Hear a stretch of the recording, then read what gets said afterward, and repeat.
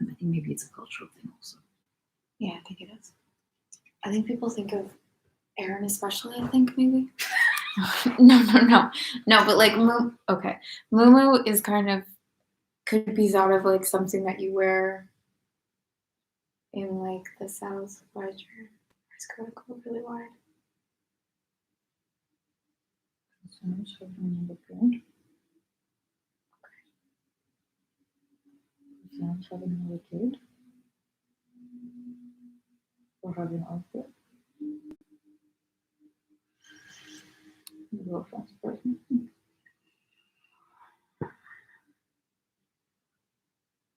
Okay.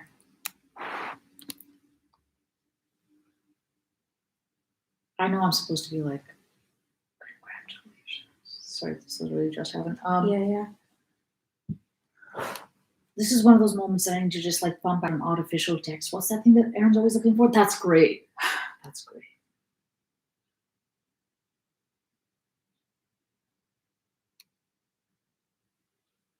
I didn't type that's great. I typed whoa.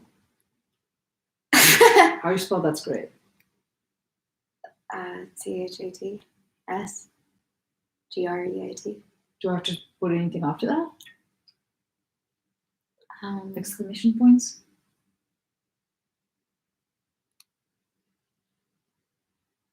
What did he say? Like, does he sound jazzed about it? Yeah, he said news really good news. Really good news. Okay.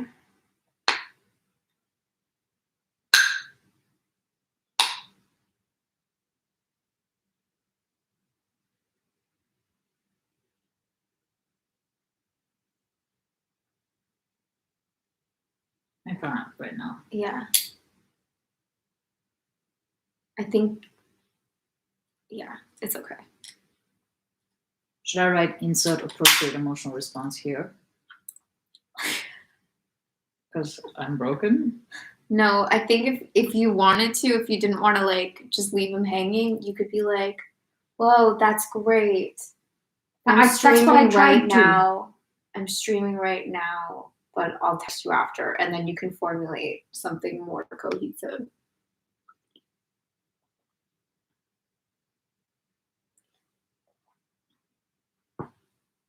Hope that doesn't make him jump on the feed. What's she up to, really? Cool. Sorry, what were we talking about? Wow. Muumuus. Yeah, that's more interesting. I think they're great Muumuus. I think they're great too. What the fuck a muumuu is? Just a large dress? Yeah, I just think it's seen as like a really lazy thing to wear. And I have this impression, but I don't know if other people do, that it's like something you wear if you're kind of like overweight because nothing else fits you. Okay. Fuck you guys, lazy.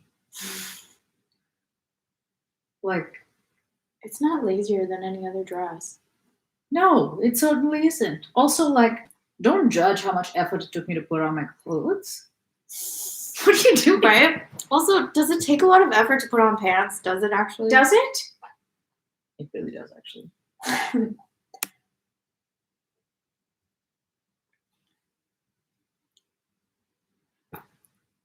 Oh my god. Corona, baby.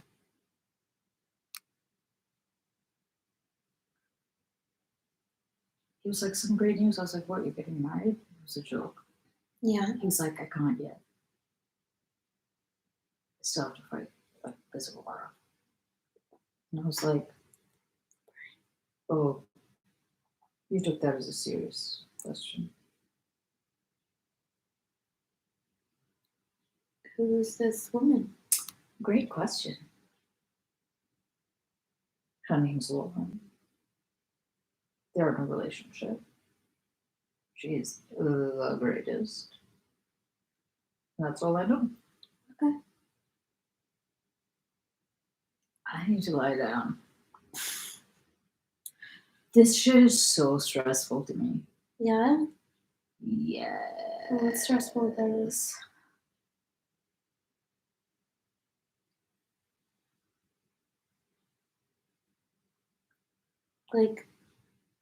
Like, and I don't mean this in a bad way, but how does it affect you?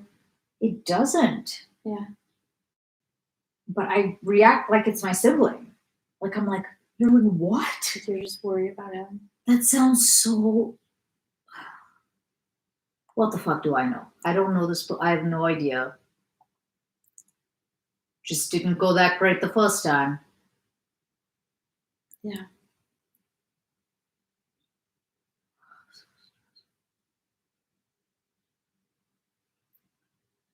Maybe everything will be great.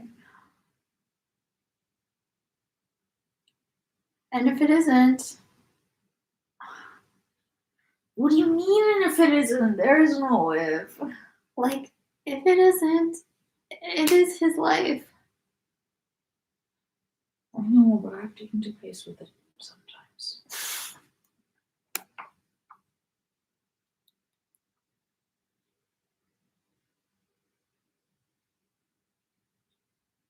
Okay.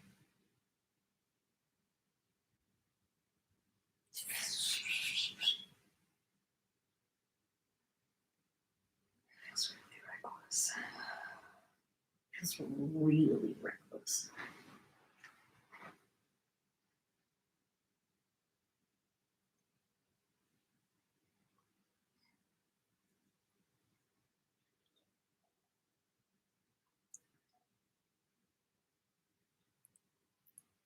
It probably wasn't planned. What do I know? Babies happen. Yeah, but I've kind of always thought that that's sort of a thing that's wrong with the world. That babies just happen left, right, and center. I was listening to this. I was listening to Sam Harris again. I don't remember who that is. I was listening to this podcast. It's one of the many. Right, Whatever. that I know. Yeah. So he has this podcast called Making Sense, I think is what it's called.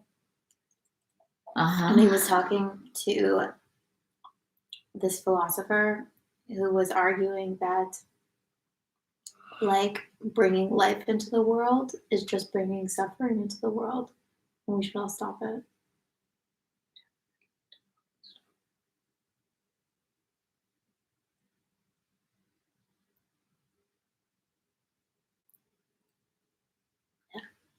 I have nothing against babies, obviously. It's the parents. It's the parents? Yes. What do you mean? Like, we've talked before about how it's just a form of narcissism Yes. to want to bring your own genes into the world. Yeah. So if it's an accident, what then? If it's an accident, Mm-hmm. it's 2020. Mm-hmm. Accidents,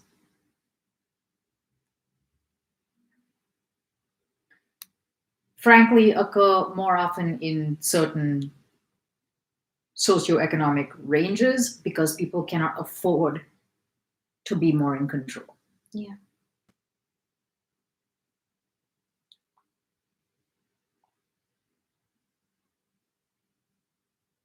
Like there's people who don't have access to birth control and healthcare and shit like that, and I'm not talking about that. Yeah.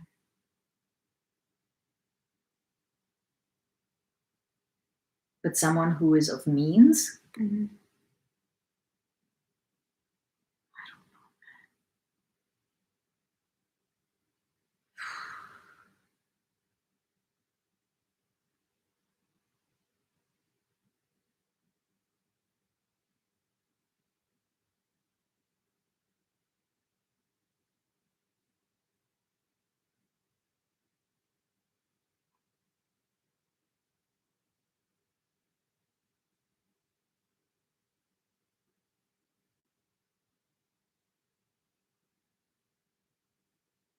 yeah, it's very difficult for me to move move forward from it being kind of a selfish thing.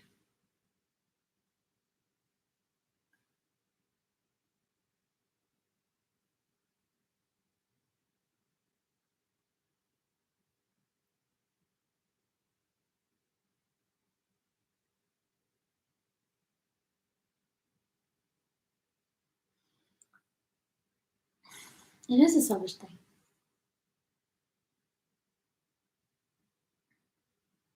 Can you make right on a selfish thing, though? I don't know. I think part of it for me is like, in part, like, then I don't want to hear this shit. If But like the wrong. Okay, so it going wrong, like he has a daughter now. well, that's all very complicated. I know it's all very complicated, but it is kind of like a. I'm sure he's glad he has a daughter as it stands. He loves her. Is that what you mean?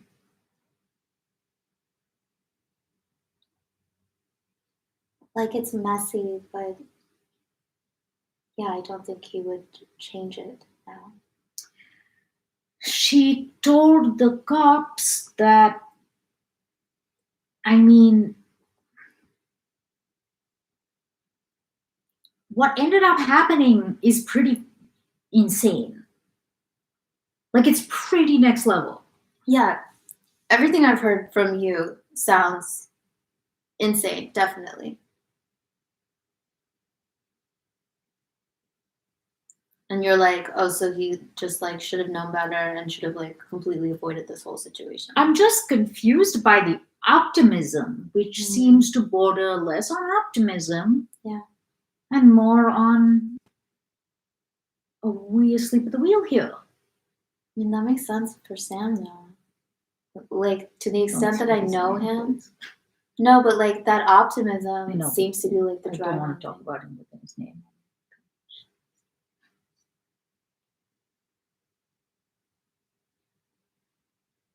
Yeah, sure.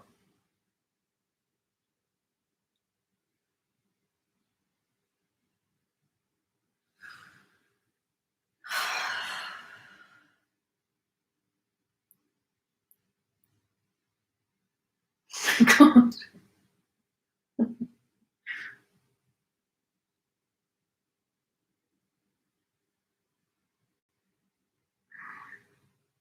But there's good shame and there's bad shame. So there's great. I'm not saying optimism is not wonderful and life giving. Yeah. It doesn't mean it's the tool for every job.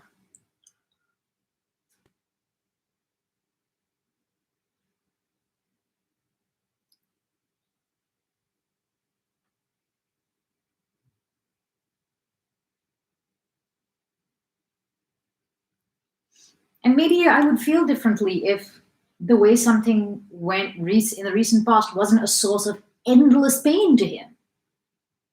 Like, sure you don't want to scope it out for more than a year?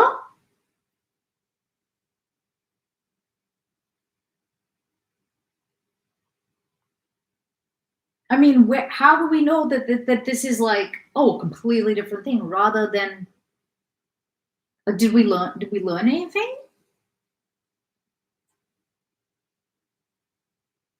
Yeah. And again, maybe in an ideal situation, none of this ever pans out in a negative way and it's going to be great. And somehow he just like knows that intrinsically. And it's like, this is, hopefully that's what happens. Yeah. But to you, it sounds like a repeat of the past. In the sense that it seems like a very reckless, Right. massive commitment with a person that, like, I'm not even clear. Not that I need to be, but from over here, I'm not super clear how well he knows this person or how good of a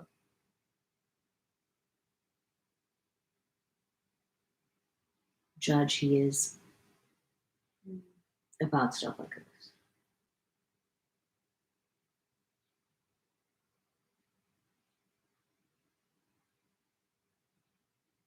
It's not different than having friends who like this. For some reason, like when you switch the gender, it's a very acceptable thing to be like, oh, so and so always goes after the wrong kind of man. Do you know what I mean? Like it's such a thing that's right there because people talk about it. For women, I think it Yes. goes. I think it swings both ways. You think it's mostly for women? I feel like I'm undermining his honor by having this conversation rather than saying something like, oh, so and so just like keeps putting her foot in it, like keeps. Yeah, it's almost like we're more used to discussing this. I don't think it happens more often with women. I think it's a conversation that occurs more about women.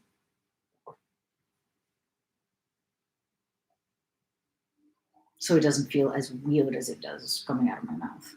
Yeah, I think that women are much more quick to own their mistakes and to have a conversation, like to even like have the kind of introspection to be like, go after the wrong kind of men.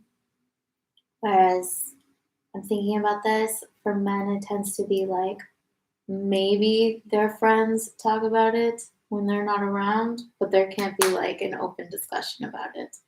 Well, that was also very strange once when I think it was a conversation that I was having with Aaron. I can't remember if you were there. Maybe you were. Where he was like, I would never tell my friend.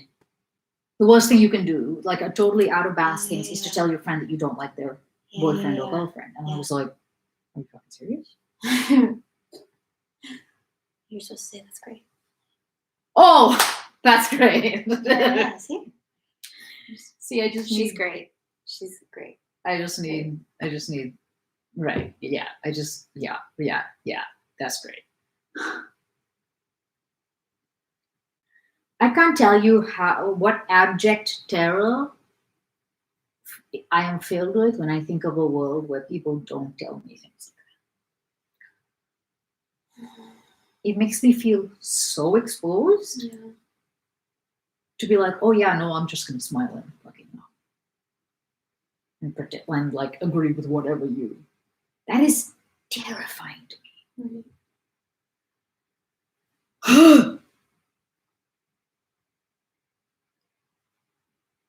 And of course, there's a line, and like, I think I've gotten better at being a dick about stuff like this. But you've gotten better at being a dick. No, like the opposite. Yeah. Yeah. Okay.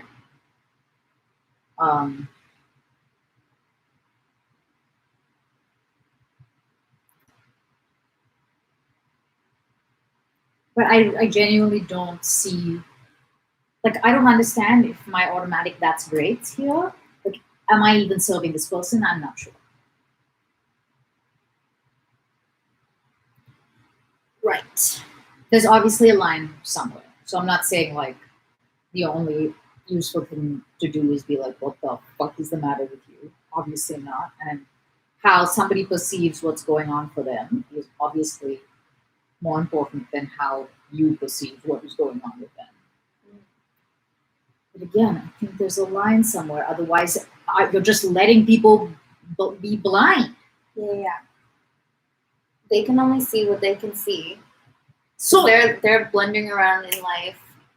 Just like exactly. So if you're like walking towards a thing, and if someone's like, "Looks good,"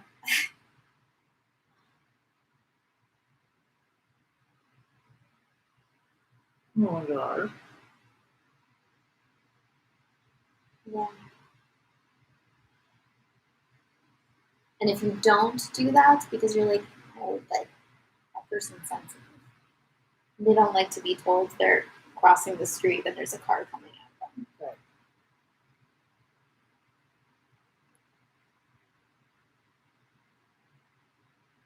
I don't know. I genuinely don't know what is productive, and what is helpful, and what is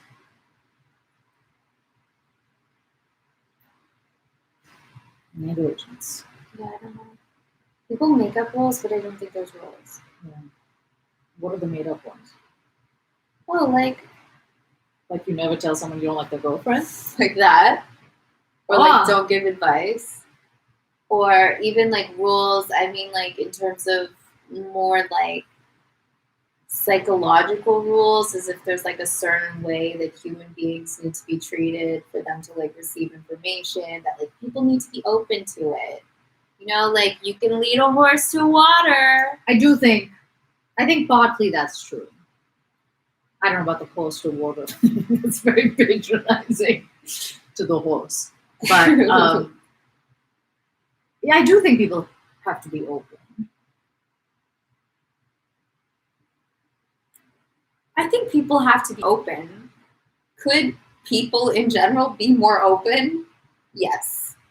Like without anything needing to change, could people just be more open? Could that just be there?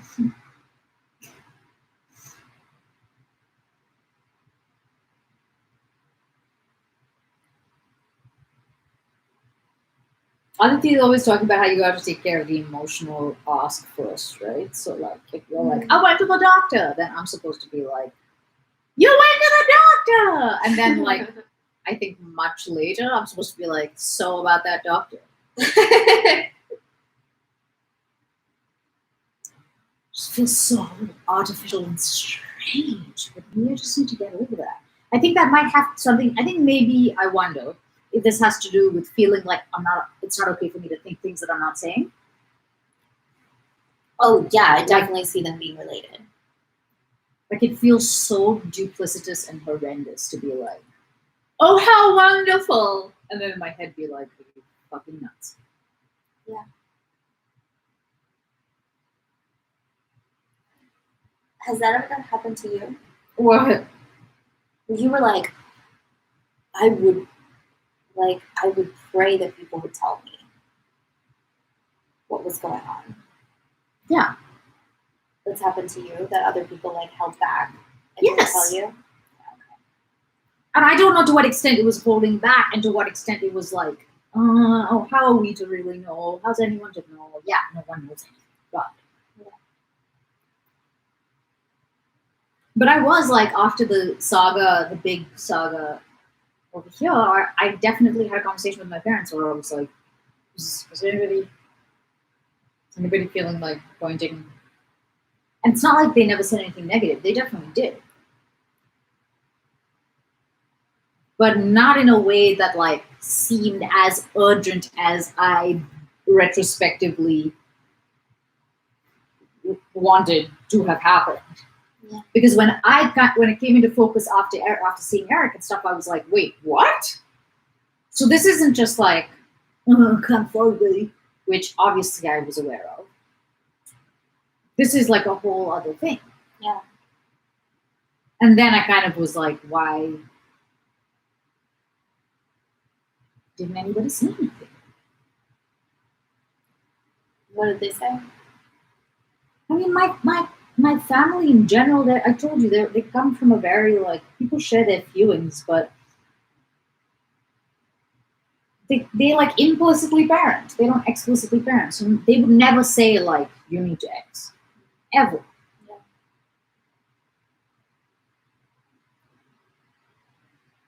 And I think that's great. And also, there are times when it's not that great. Yeah. Because I don't know. You just want to be told. Yeah. And you really trust your parents. It's not like their judgment's questionable. Like if they were to say something really straight to you. Yeah, I don't think for a sec. I mean, I might have a negative emotional reaction to it. Yeah. But I don't think I would think like that it was coming from any kind. Yeah. Mm-hmm. Yeah, I wouldn't be suspicious in any way about it. How much do you think like something isn't really that? Like, how much do you think you have to figure it out on your own? I don't know. I think you certainly do have to figure stuff out on your own. So there is that. There's also like what benefit is it to say something to someone? Yeah. So if you were to tell someone something and they're like, oh shit, okay, and they like make a change. know if they'd be better off because they wouldn't have that judgment. They would just know that you do. The way I think about it is more like a blind spot thing. So Yeah. like, it's not that I expect, and if somebody had said to me, look, this relationship is extremely damaging and XYZ, Mhm. I'm not suggesting that I would have been like, oh, well, in that case. Mhm. So I don't, yeah, it's not to make it seem like, oh, all somebody has to do is say something, whether it's you saying something to somebody else or somebody else saying something to you, and it's like you learned it. No, but as long as it's like, as long as someone gives you a fucking fighting chance, Yeah. as long as they've like considered it.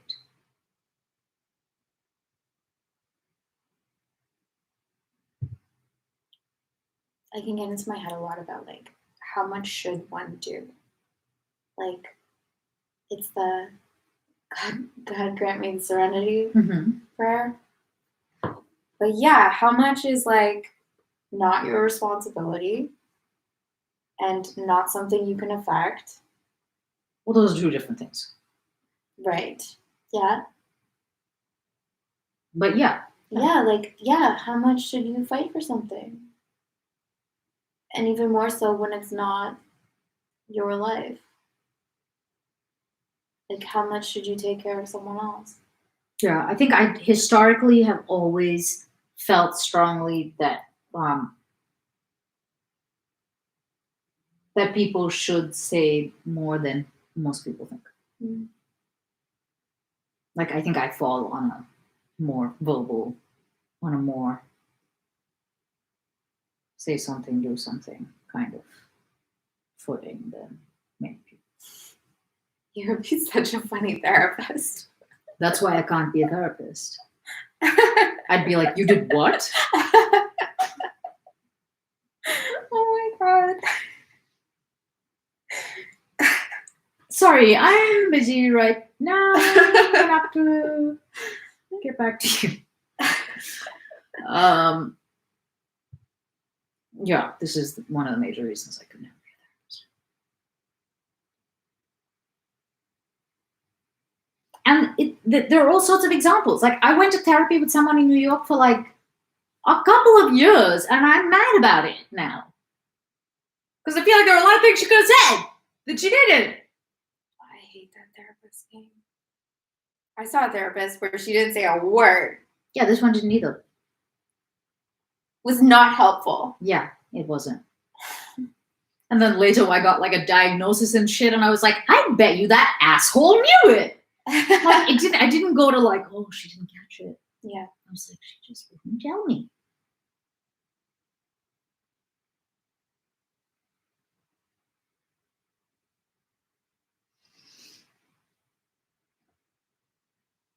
How much do you trust your own judgment about these things?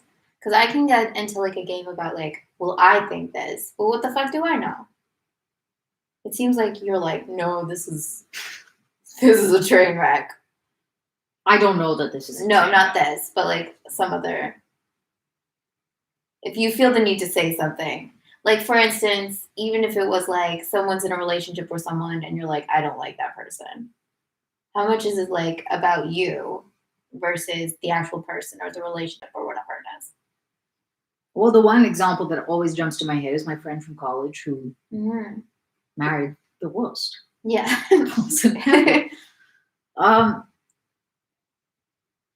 I don't know anything about their relationship really, and didn't ever have much to say about that.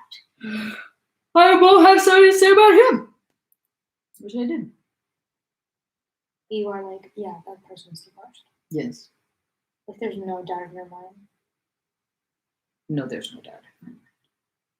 Cool. He is the worst. I'm really envious of that. Cool. No. I think if you met him, you would agree. I bet I wouldn't. Really, though? I usually don't think anyone's the worst. They met in a Fringe play. Great. In rehearsals for a Fringe play. Uh-huh. He's like 25, roughly years older. Yeah. where he played the lead of this like rock band, and he made his castmates cry, adults, Mhm. by bullying and monopolizing the space, and would have tantrums and leave rehearsal, and the director would have to go and talk him back into rehearsal for their fringe show. Which was very important. Yeah. I've told you so much about this guy. No, I know. He's one of those people who was like, basketball was good before it was filled with thugs and stuff like that. And he's the one who says women don't have to apologize. He's the fucking objective worst. I just think if I would meet him, I would be like, I just tend to give people the benefit of the doubt. If there's a doubt.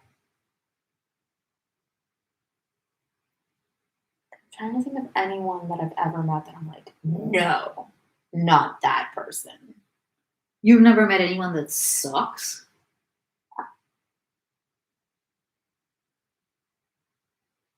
I've definitely met people that suck, but I don't treat them like that. And I don't think I about don't them Treat like that them anyway. like that necessarily either. No, I know you don't treat them, but I don't think of them like that. I don't know if it's that like I don't allow myself to, or I'm just. Did any of them marry your close friend?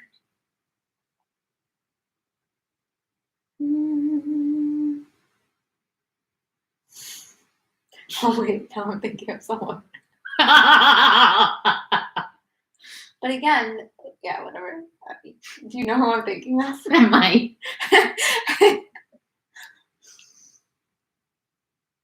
There's also people who are like more benign than others. Yeah, definitely. So like, if someone is not controlling and they're just useless, that's something. Yeah. But if someone is controlling, that's a little bit more stressful. Yeah. He's controlling. This feels so good to hate people. Or not hate. Yeah, I don't hate him. I just think he's the worst. Yeah, that must be fun. My like assessment. Yeah. This is the worst. Ask anything about it. Is this his first marriage? Is it his first? No. Oh, It's like his fourth or fifth. no, it's not. Yes, it is. No. Is he religious? Oh, yes. Great. Oh, but maybe What he's a character strength. Unitarian. No, he's Catholic. And Guilt. maybe he has so much money. Yeah. Has declared bankruptcy multiple times. Maybe he's super hot. Yeah. No. Maybe he's warm and loving. You need to show me a picture of this guy at some point. No. Is he sharp and funny? Is he? No. Not funny. Is he? What are other things a person can be that's delightful? He must have something going for him. He was in a fringe play. Exactly. So presumably other people auditioned. If there were auditions. And he got the part. Gross.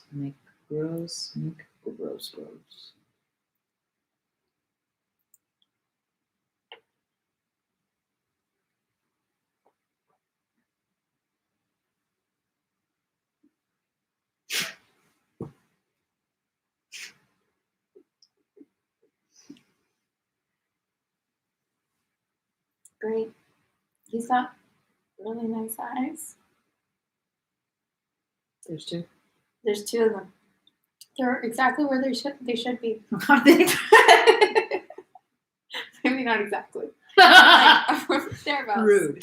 I'm just saying, like, obviously none of these things matter independently, but like, you're just like grasping for straws. Does he have fantastic music taste? Is he incredibly talented? Is he? What are things? What are things that are good about people? That's so great, though. I don't None know. of them. Is he super determined? Yeah, is he? No. No. Is he laid back and can just go with the flow? No. No. Can he hold down a job? No. How long can he hold his breath underwater? You know what? I'm not sure. That could be it. That could be it.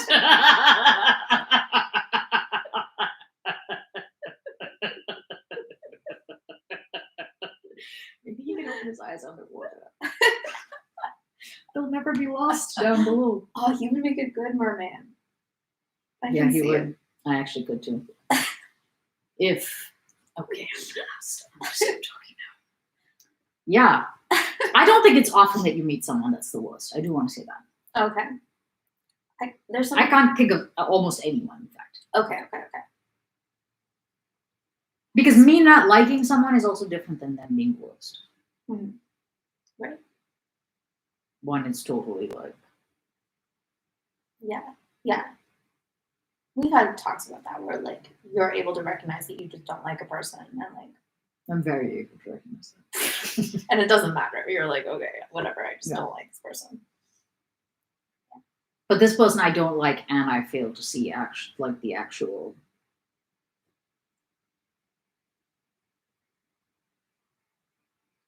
He has 2 dogs.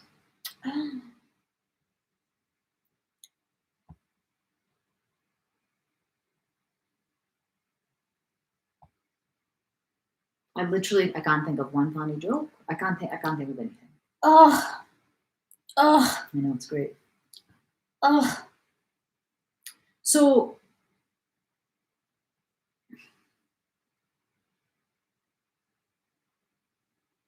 yeah, for me that whole thing has been more like an ongoing state of general confusion. Yeah. Like I would say that it's a point of bewilderment and like what happened there? Like truly what is going on there? But I'm not like if I were like 100, like it stresses me that she seems isolated. It stresses me that like things stress me about it, Yeah. but I don't know enough to be stressed. Mm. Right. In part because we don't really talk anymore. Yeah. And in part that's because of him.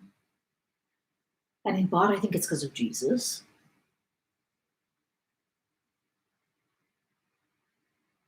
So yeah. Jesus is telling you not to call your friends. No, I think maybe she thinks that I'm not into Jesus or something. Okay. I don't know. Like if I don't love and respect her Lord on earth Yeah.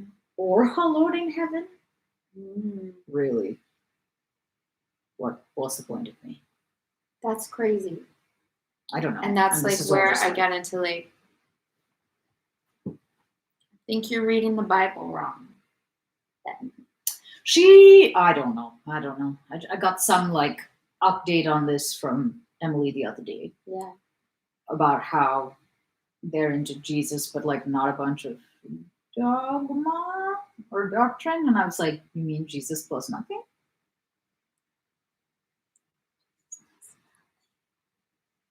But Jesus was not a dick, I don't think.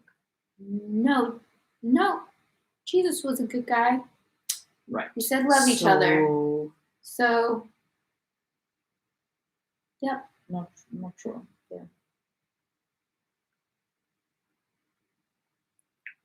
I don't know. I think that if you have like something strong enough in your life, you're like, if you're Catholic and you're passionate about it, Mhm. you should feel secure in it enough to like not cloister yourself off. Yeah, he's a small person. Seriously, like I think he. Why else would you like lose it on your fringe castmates? You know, like what is your You know what fucking he sounds problem? like dude? now? He sounds like I mean, whatever. People do that. Actually, I can see them doing that more in a fringe play because you think you're better than it. So you kind of have to like you have to create drama and like raise yourself up in the status of it because you're upset that you're doing a fringe play. I don't Seriously. know why. I loved the fringe play I did. I was so happy. Fringe plays are great, but I've definitely like seen some like stupid small productions where the Yes, some of cast them are is more like, fun. I think they're more drama queens on smaller productions. That seems possible, yeah. Yeah. What was I gonna say? Oh yeah, he sounds like, and I don't think you watched Fleabag, did you? Oh my god! So like Claire's husband, what's his name on that show? He's the worst. How do you know he's the worst? He's an alcoholic who makes lewd sex jokes like in front of his wife, and he's just consistently terrible. Terrible. And you're told he's the worst anyway. So you're like, oh, okay, he's the worst. He's the worst. But he sounds like that, Kind of. kind of to that extent. Yeah. They came to my housewarming party in my apartment that I lived in before this in LA. Okay. And she was like hanging out and talking, and he was sitting like 3 feet that way, like.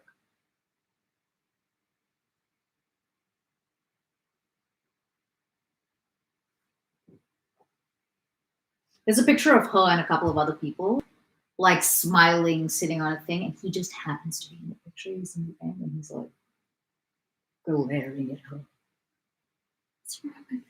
For being there, for like chatting with. I don't know for what. See, it's those kinds of things that I'm like, do you have, like, yeah, good shame. Like, do you have any kind of, like, Yeah. conscientiousness to be like, right, I'm in someone's home. Maybe I don't want to be here. Fine. But I'm at least going to, like, be pleasant and polite. He just like glared at her and whoever she was talking to, basically. Yeah. In this way that I was like, yeah, if I were her, I would never want to go anywhere again either, because is it really worth it?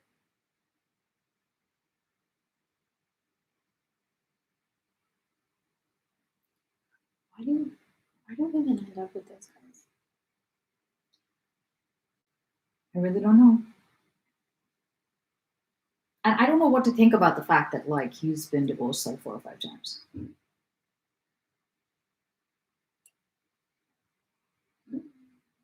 Yeah. But it's one of those things that it's like, yeah, I mean, maybe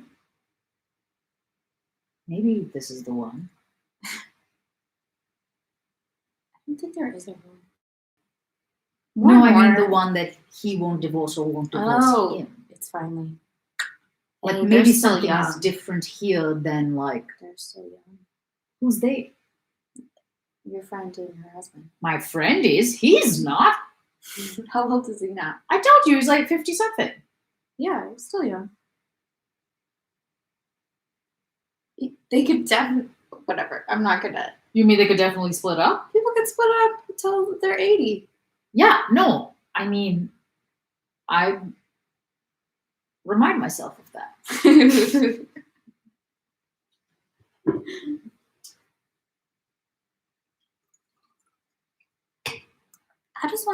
How does anyone get into a relationship? How does anyone get married? That's crazy. I don't know, but marrying- Amy is engaged apparently. Really? Oh, I found out about that today. my god. Okay. That's exciting. I know. Whoa, what a day of news. I need to lie down. I need another cheat meal. Your cheat meal was not cheap. Yeah. My toast.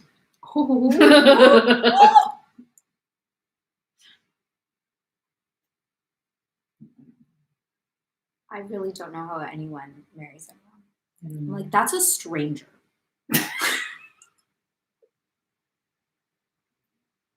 No, it's true. Yeah. I was on Hinge last night, and I was like, who are these people? I don't know you. Yeah. I wouldn't let alone call you. Let alone, like, I'm not gonna, I don't know. Yeah. And they're not very good conversationalists. I know. I'm like trying to be like really like, I don't know, whatever, friendly. It's good practice anyway, to be able to do it. I don't know what they're doing. If you're not on there trying, like obviously we're trying. If you're on there, you're trying. Yeah, but remember what What's you the said point of last being time? there and being like, hey, well, yeah. No, hello. You're going exactly against what you were saying last time, which was it's really easy to just be there and be like, just here. Just here. Just here. You said it was easy to phone in. Yeah.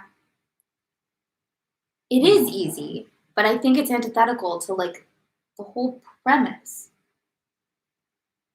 Yes.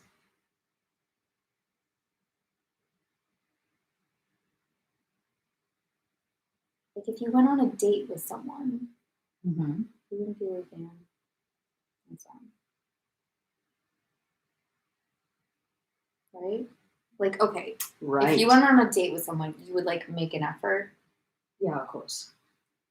So to me, a conversation on Hinge is the same. I agree, dude. You are preaching to a fellow preacher. And also, I don't know. I don't need to know if you have a dog. I need to know if people have dogs. Do you? No. I want to know if you have a kid, but I don't need to know.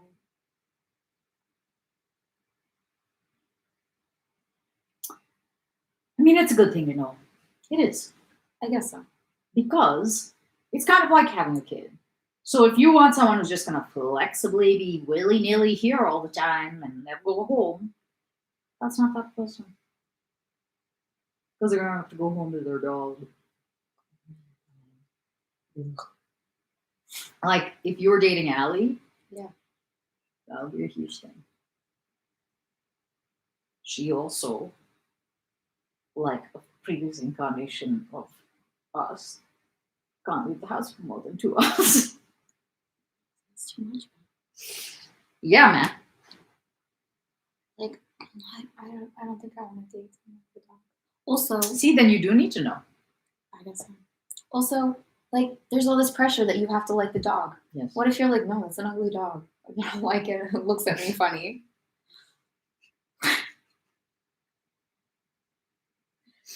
Yeah, what if you think the dog isn't cute? It's over. I have a confession. Mm-hmm. That's not that big of a confession.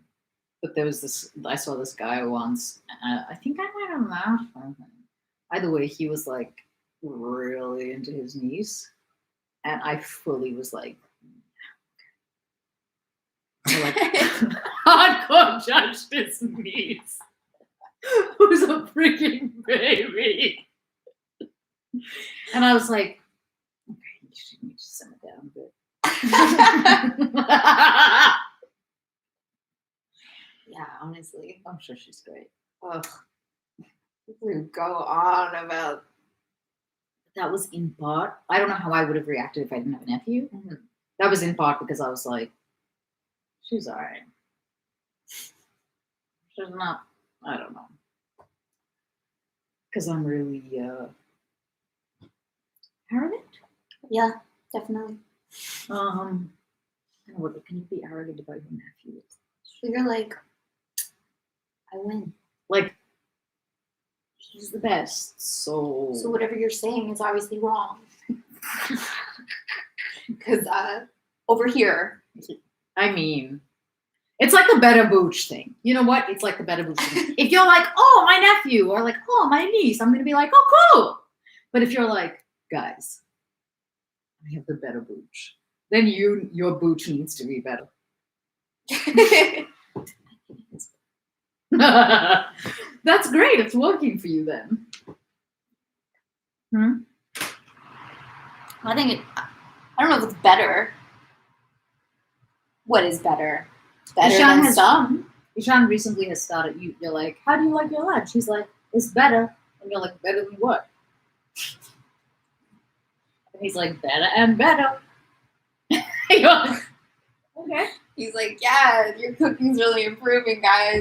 Keep it up. He has. My sister has like always made jokes about this, and it's really true. She's like, he won't eat it if it's not good. Like, he doesn't eat bland. Like, he won't eat bland things. He like, don't come in with some bullshit. Like, because he will immediately be like, no, have this removed. What a cultivated palate. Yeah, and That's so the opposite of most kids. I know. They're like, oh, this has pepper. Yeah, no, he's like, sometimes he's like, oh, too spicy. But generally, it's probably because of all the nonsense. Nonsense meaning like thrilling stuff that Alfie ate when she was pregnant. She would eat like, she likes like exciting food. She doesn't eat boring things, really. So he needs it to be on the level of like joy noodles. You know what I mean? Like this is you've done well here. And then he's really excited. You've seen videos of him being like, yeah. So excited. My sister was telling me about her like, what is this related to her? Her husband's brother's daughter. her niece. Is that her niece? Yeah. Great, it's her niece. What? I'm is like, this? it's not her family. No, I guess it's her family now. Okay. So her niece, who's like about 1 year old, and her name's Ronnie, and apparently she came over, like they're all like isolating, but I guess they went over to like her grandparents' house and weren't really like touching. I think they were just like in the front lawn, like saying hi. And so like the grandparents' dog came out, Dodger, and the niece went freaking crazy. What kind of crazy? Like as if the Beatles were there. Oh my god. Like just screaming, so ecstatic to see a dog. So cute. So cute. Like it's the greatest thing that has ever occurred on the planet. Yeah. So sweet. That's also so much better than being scared of dogs. Yeah, right? Yeah. That's also what I was thinking of. Like, some children would have the exact opposite reaction. When you were like, she freaked out, I was like, Yeah. which way? No. Right. No, not yeah. And I was like, that's how we all should react. Yeah.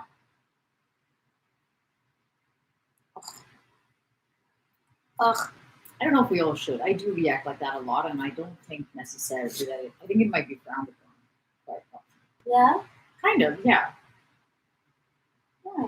I mean, it's definitely not like a thing that like women do, like sophisticated. Like it's not an I know. adult. We're supposed to be. And so you're supposed to be a lot more cool. And just in general, like people's face and their stuff. Like, did you see the picture I posted of me and my mother, where we're doing the exact same thing, but like she looks like excited, elegant specimen, and Yeah. I look like my face, bro. Like I think there's a certain level that like you're supposed to just keep it a bit under control. Supposed to. Sure. For example, sometimes I think of telling people that they should put this on even if they're just going to sleep, and then I remember my laugh. And I think this would not be appropriate. Because you'd be like, oh, snoozy, and then it would be like, and you'd fucking scream. No, you wouldn't. Why don't you go to sleep one of these nights with one of our things? Yeah, We'll I'm see gonna what try it. happens. I'm gonna test it out. We'll see what happens. I'm pretty sure almost every day I cackle at some point. So It's just a matter of time. No, it's not a matter of time. Us finishing this book. Just kidding. It is. Wait. Is it? It's just a matter of time. I think I know what are you trying to say that we're almost done? Yes. 82%, guys. 82% done. They said we couldn't do it. They definitely did. It's not over yet. Who knows? Yeah, we really Something should shut like up. I don't know what could happen. Almost anything. All copies, electronic and otherwise, of War and Peace could be lost. And we could never know the ending. Imagine. It'd be pretty crazy.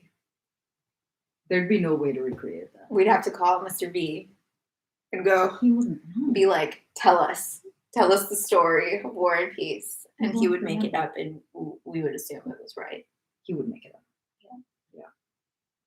We better start rereading it. Quick. I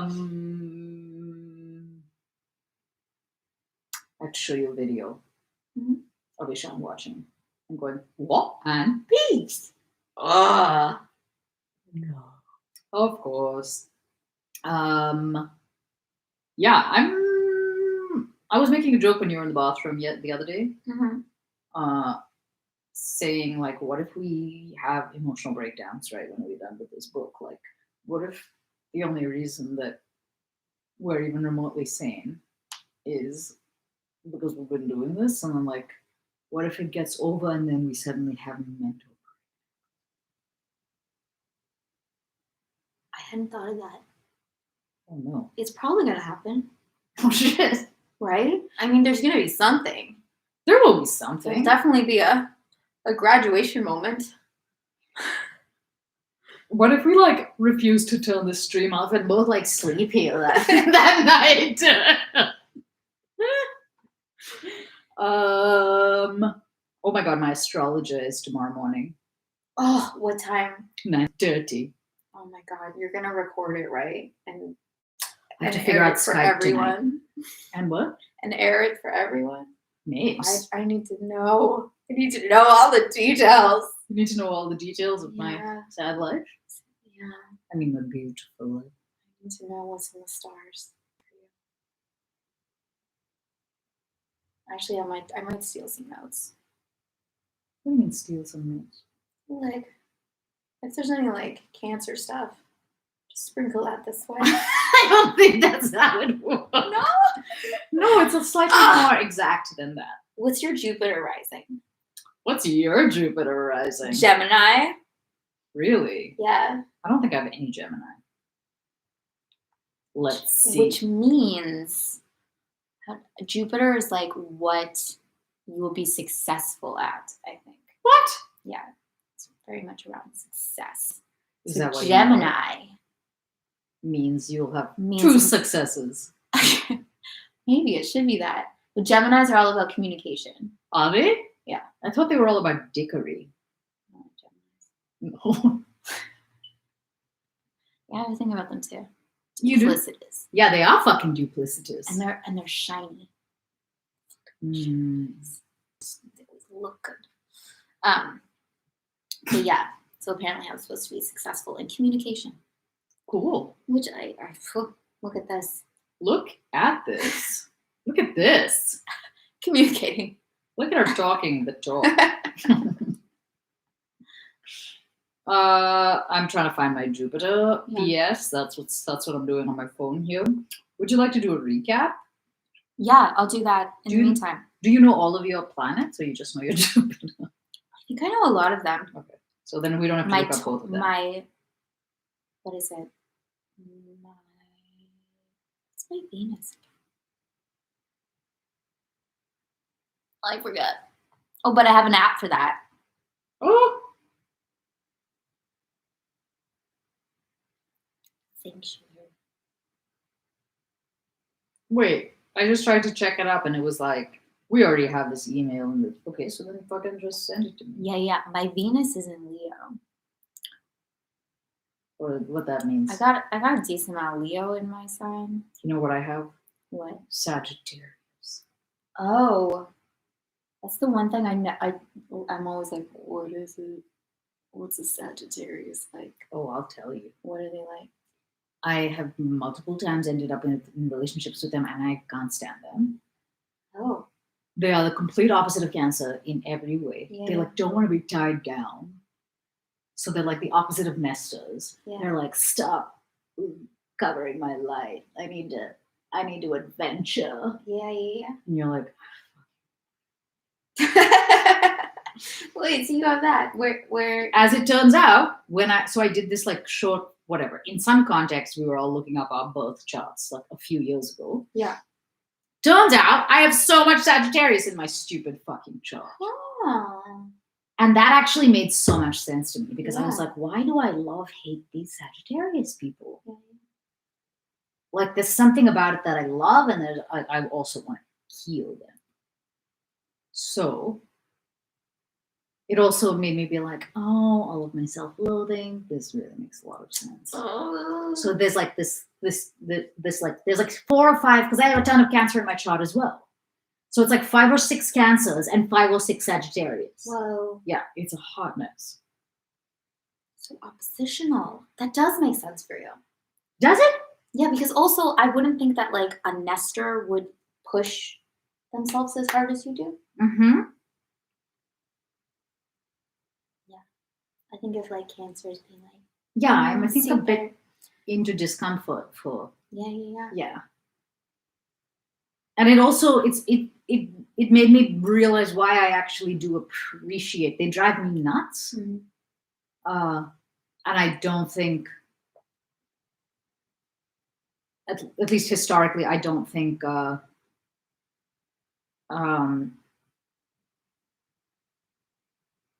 I don't think it's a good match for me or whatever. Although the last time this happened, I had this kind of like aversion towards them because they have the feel of like trying to like mess my whole shit up. But I know. Yeah. yeah, but then that is, I think, what I'm internally doing in any case. Yeah. So confusing. Yeah, which made me then be like, oh, maybe I should not hate them so much and instead be like, it's cool, we have things in common, actually.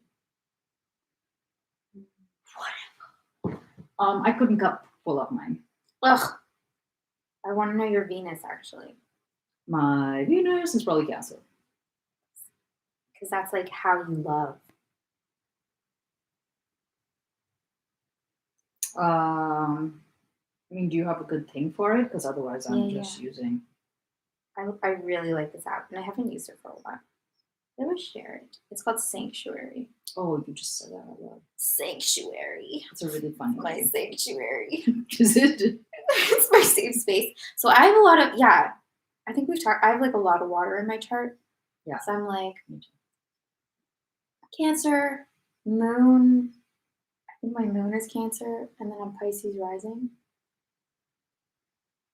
Oh, water. What a feeling. My But- mother's a Cancer and my sister's a Pisces. Yeah. I love water signs though. Me too. Ugh. I actually do think like so many of my friends are water signs. Really? Yeah. Oh, interesting. Yeah. There are certain. Do you have this? There are certain people that I just feel like I've never met. Like I just don't even interface with these people. Yeah, like we never- Sagittarius. I'm like, well, Yeah. no. Who has ever been a Sagittarius? Yeah, I have that with like Aries. I know 0 Aries people. My brother's an Aries. Is he? Who do I never? Like Libras. I think it's pretty Aquarians spread out. It's pretty spread out in my family. in your family. But I relate so much more to Pisces. Me too. Yeah, okay. I mean, I don't personally relate. For me, I'm used to relating to Pisces. Oh, you mean like other? Yeah. Yeah. They're the only people that I can actually sometimes guess. Yeah. 'Cause they march to the beat of their own drum. Do they? Yeah, they're very like Cute. they're very like feely and kind of like very artistic. Hmm. Yeah, they think differently. Yeah, so whenever I read my horoscope, I actually like to read my rising sign more because I find it more relevant.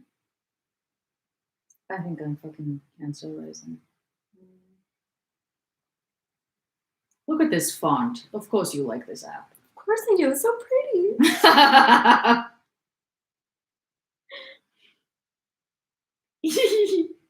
What's your name?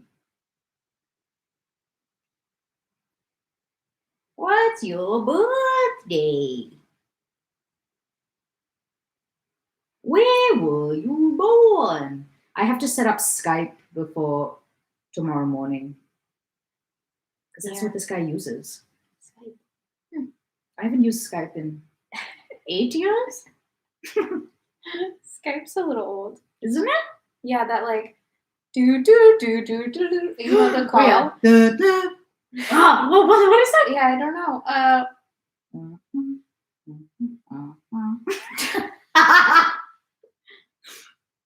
Do you ever remember dial-up? Did you ever do dial-up? Yeah, You did? once upon a time, and I had to do it every time I wanted to log on to Neopets. Neopets? Oh yeah, What that? that was like my introduction. That for me was why people use the internet. It was this online website where you had a Neopet. I think it still exists actually. What's a Neopet? It's just like a little cute creature. I'm sorry. It's a cute creature. And then you get to name it and you buy it a house and you give it like an outfit and you play games. There was games on the website. And that's all I used internet for. Not even the Oregon Trail? That's what people use the internet for when I was a kid. It's the Oregon Trail. Oh, some pilgrim fucking video game where all I ever did was hunt. Yeah, that sounds about right. And then it was like, you have too many bison. You can't take them with Oh, you. of course it still exists. This is Neopets. It's so similar. Wow. This is what it looks like? No, it was much more. You are young.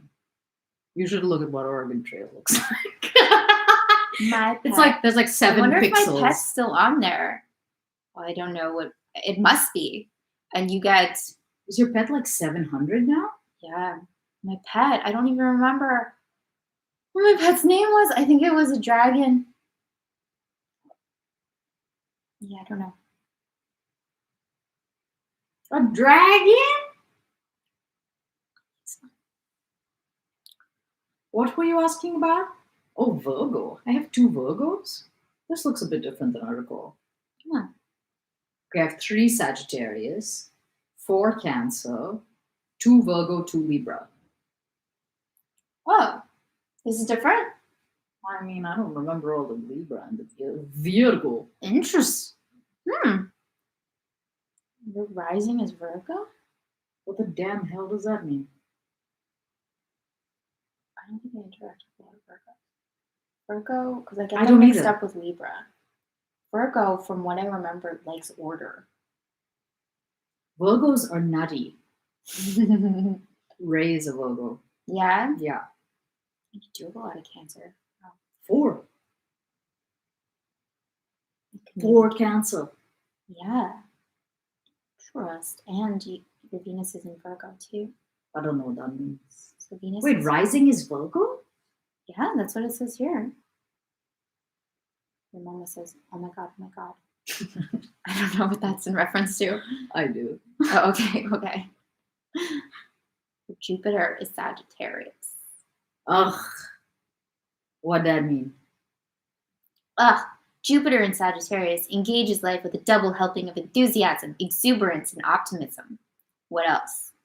People with this placement grow through a search for meaning, seeking experiences that will take them outside their comfort zone, enabling the development of a moral and ethical compass.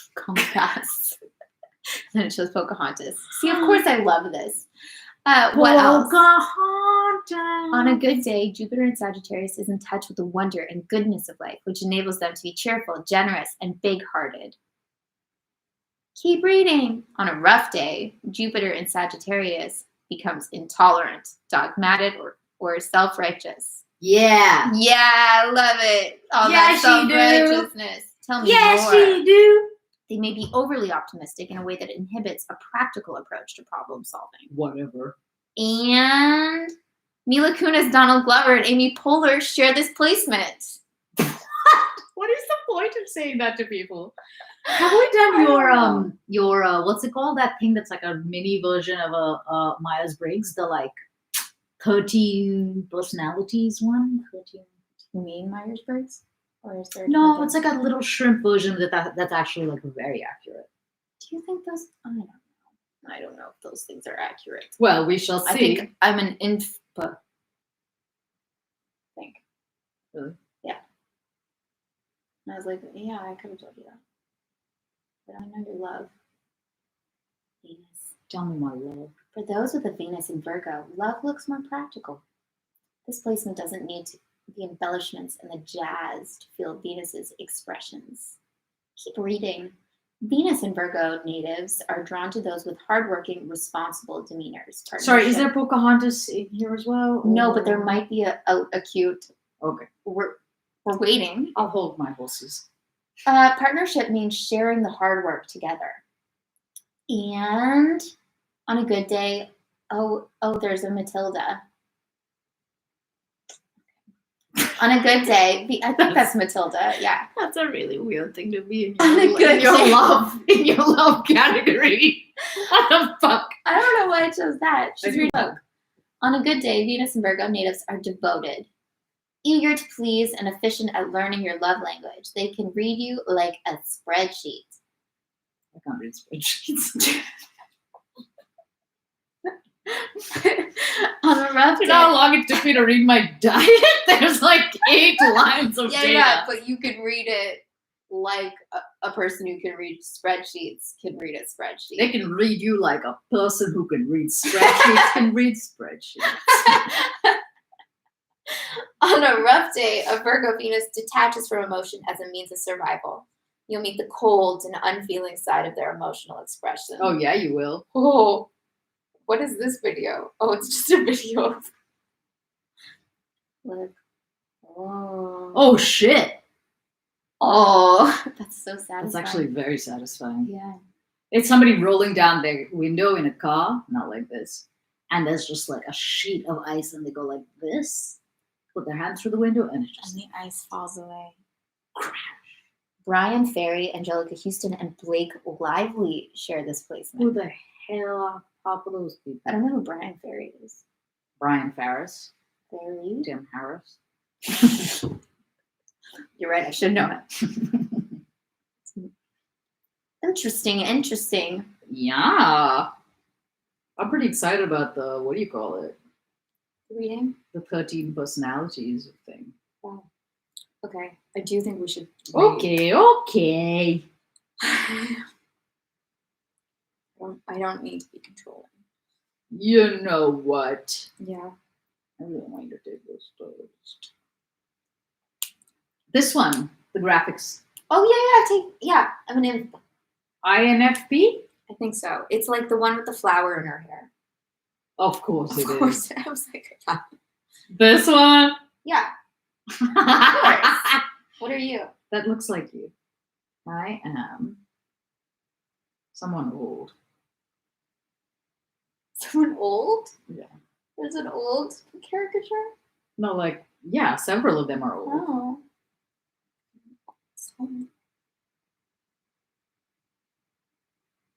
INFJ, this one.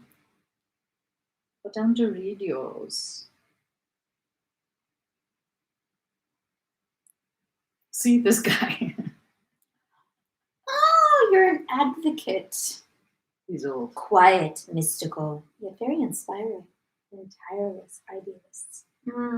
Quiet. Well.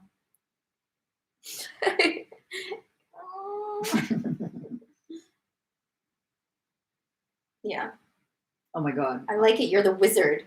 Yeah. The character examples are a little hilarious. It's like only the coolest people. You're like, oh well, to simmer down. Really? Yeah, it's embarrassing. It's kind of like what my last name means. What do you mean?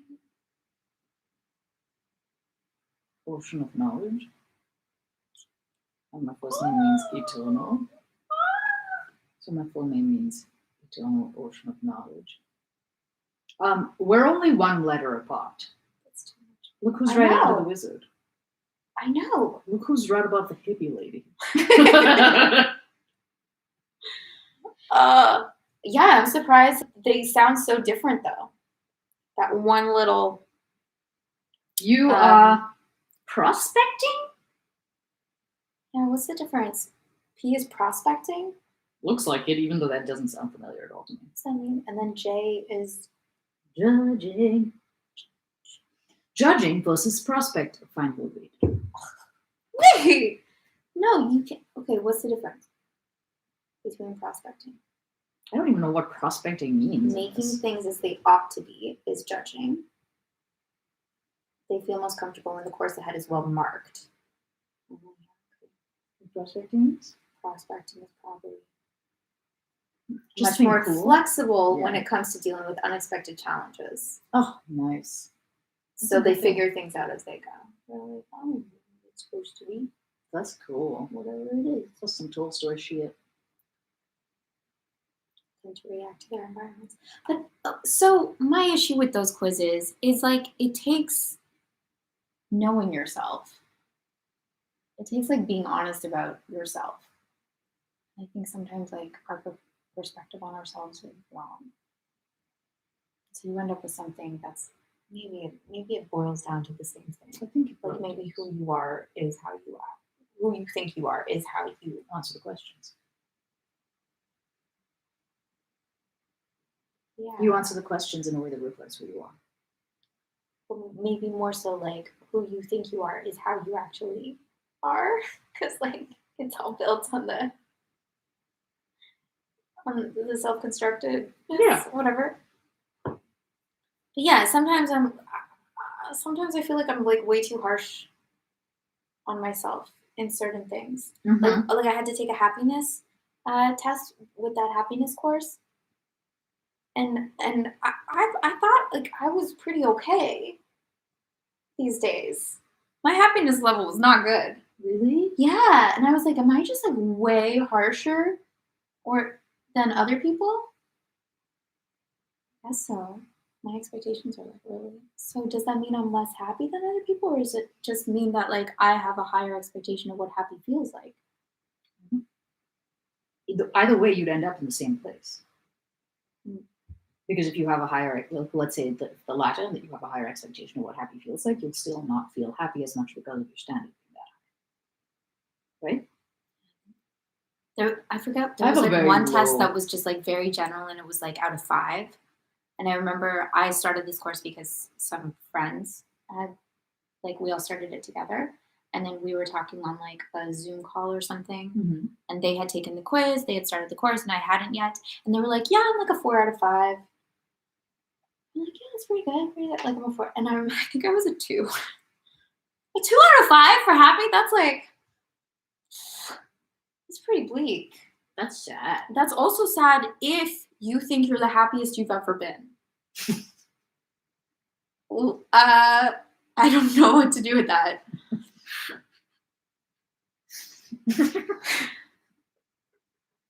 Was I a 0 before?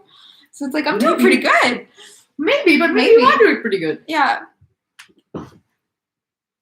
That's really funny. I think I have a very low bar for what happiness is. Really? Yeah, like I don't think I don't think I have a very like, it doesn't feel far away at all. Oh. Like I feel happy when I exercise. Right. I feel happy when I see the vlog. Look. It's like one of those things where I'm probably feeling it all the time. I'm just not like recognizing it. Yeah. Like I'm probably pretty happy when I'm eating breakfast. Yeah. Depends on what your breakfast is, but whatever. Yeah. Put blueberries in my muesli today. It was good. Wasn't It I'm eating my lunch.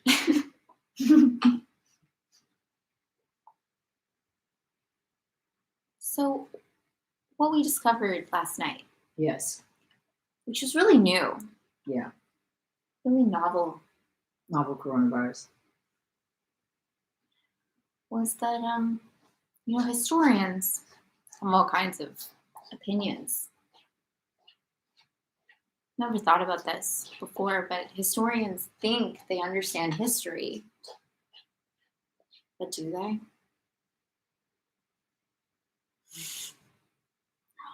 No. No. And who's to say why the French were defeated? Who's to say when that happened? But it definitely wasn't what the historians say it is. I meant to watch a little video about why Napoleon quit Moscow. Oh, yeah? Yeah. Like a little animated YouTube. Yeah, I didn't watch it. Ugh, those are so good. I don't appreciate YouTube the way that you do. I'm not like, ooh. Lately, more, I'm like, what is wrong with me? Where I'm just like, like random shit that I've never had an interest in before. I don't think that's a bad thing. Why do I need to know? You don't need to know. Like, I don't know. I found myself like watching. That's more related. It was like 4 eco-conscious legging brands, and I'm like, yes, tell me.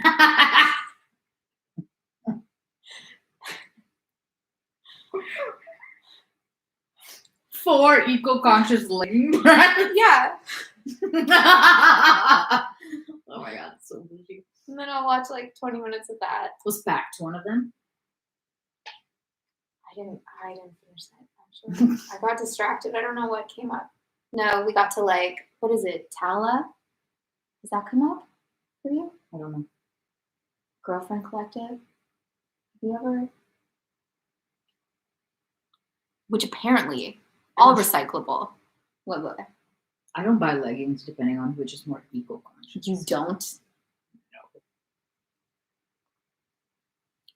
So Girlfriend Collective, they make their leggings out of plastic bottles. Mm-hmm.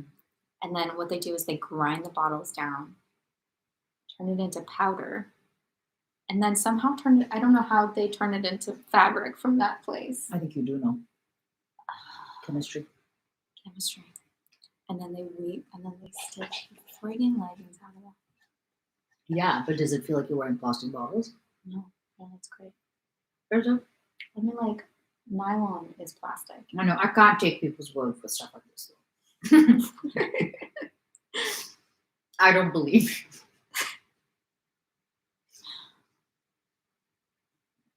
If we're talking about how soft something is. People are pretty ecstatic about Girlfriend Collective.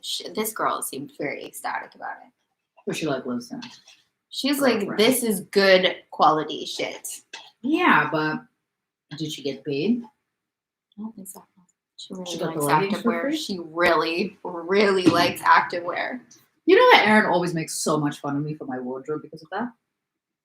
He's like, sorry, is it not time for athleisure? I'm like, excuse me. Why would you ever wear anything else? If you had the option to just wear athleisure all day long, you look great in it. You're always ready to go. Yeah. It's like impromptu workout. Great, let's do it. And you look really fit no matter what, because even if you never work out, it looks like you do. People are like, oh, I think she goes to the gym. The colors are great. The designs are good. It's comfortable. It's basically a plastic bottle. Like the sucking in features of it, outstanding. Your Yeah. butt looks good. Mm-hmm. Why would you ever wear anything else? I think maybe it comes from his dislike of fitting pants. Maybe that's why he always notices it. Because he's like, my. Remember when I went pants shopping with him once? And he was like, no, it was like pants like this. And he was like, no, they're so tight. They're so tight. I was like, no, they're really not. He was like, it's sticking to my legs. I was like, you would die in leggings. You would die. I can kind of get that because sometimes I don't want things to be like all on my skin. which is why where this come from. I kind of get that. I remember you saying last summer when you wore a dress, like a hand-me-down dress of mine, that you finally understood why people wore dresses like that in the summer. You look, it's so cool. Cool. I feel so cool. Yeah. So that feeling of like not wanting fabric everywhere, I understand. Yeah. Maybe the hairy legs thing does something to them too. It should just make you feel more safe. Maybe it rubs against their legs and they're like, I feel like it would only make you feel more safe. yeah, I feel so safe with like a high rise legging that just like sucks you in. I'm like, yes, I'm ready to go. I just feel tucked in, like when someone tucks you in at bed. Is it? I'm at bed now. Oh, it's late. I'm gonna go at bed. I think I would have really liked corsets. I'm sure you would have. You know, it's not too late. I know it's a thing. Yeah, Apparently it some destroys your underwear. ribs, but what? I ordered some underwear from somewhere, and they were like, "Are you more like a corset?" And I was like, "Am I a what?" It was one of those like, "Do you like this or that?" But then like, it went from being completely normal, recognizable options to being like, "Where are you at with corsets?" And I was like, "Oh wait, get out of here." No. I wouldn't wear a sexy corset.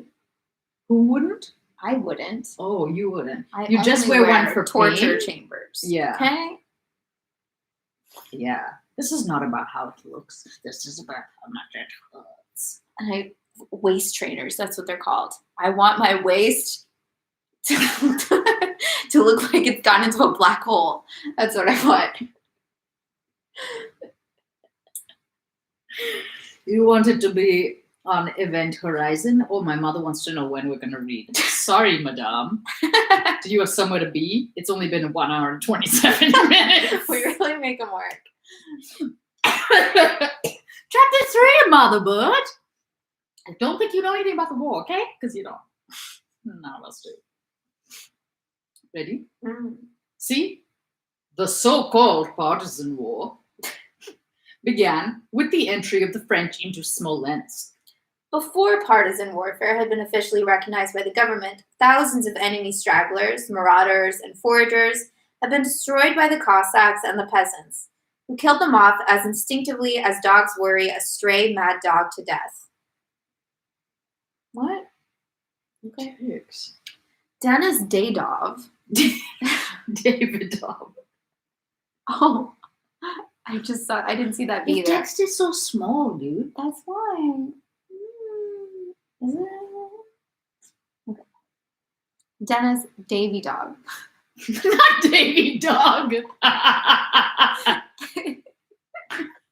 Just because they were talking about dogs, that's not a segue. Dennis Davy Dog. King of the dogs. Are we in cats now? We're dogs. Oh my god, remember your dream? I love that dream. Wait, which one? The Where-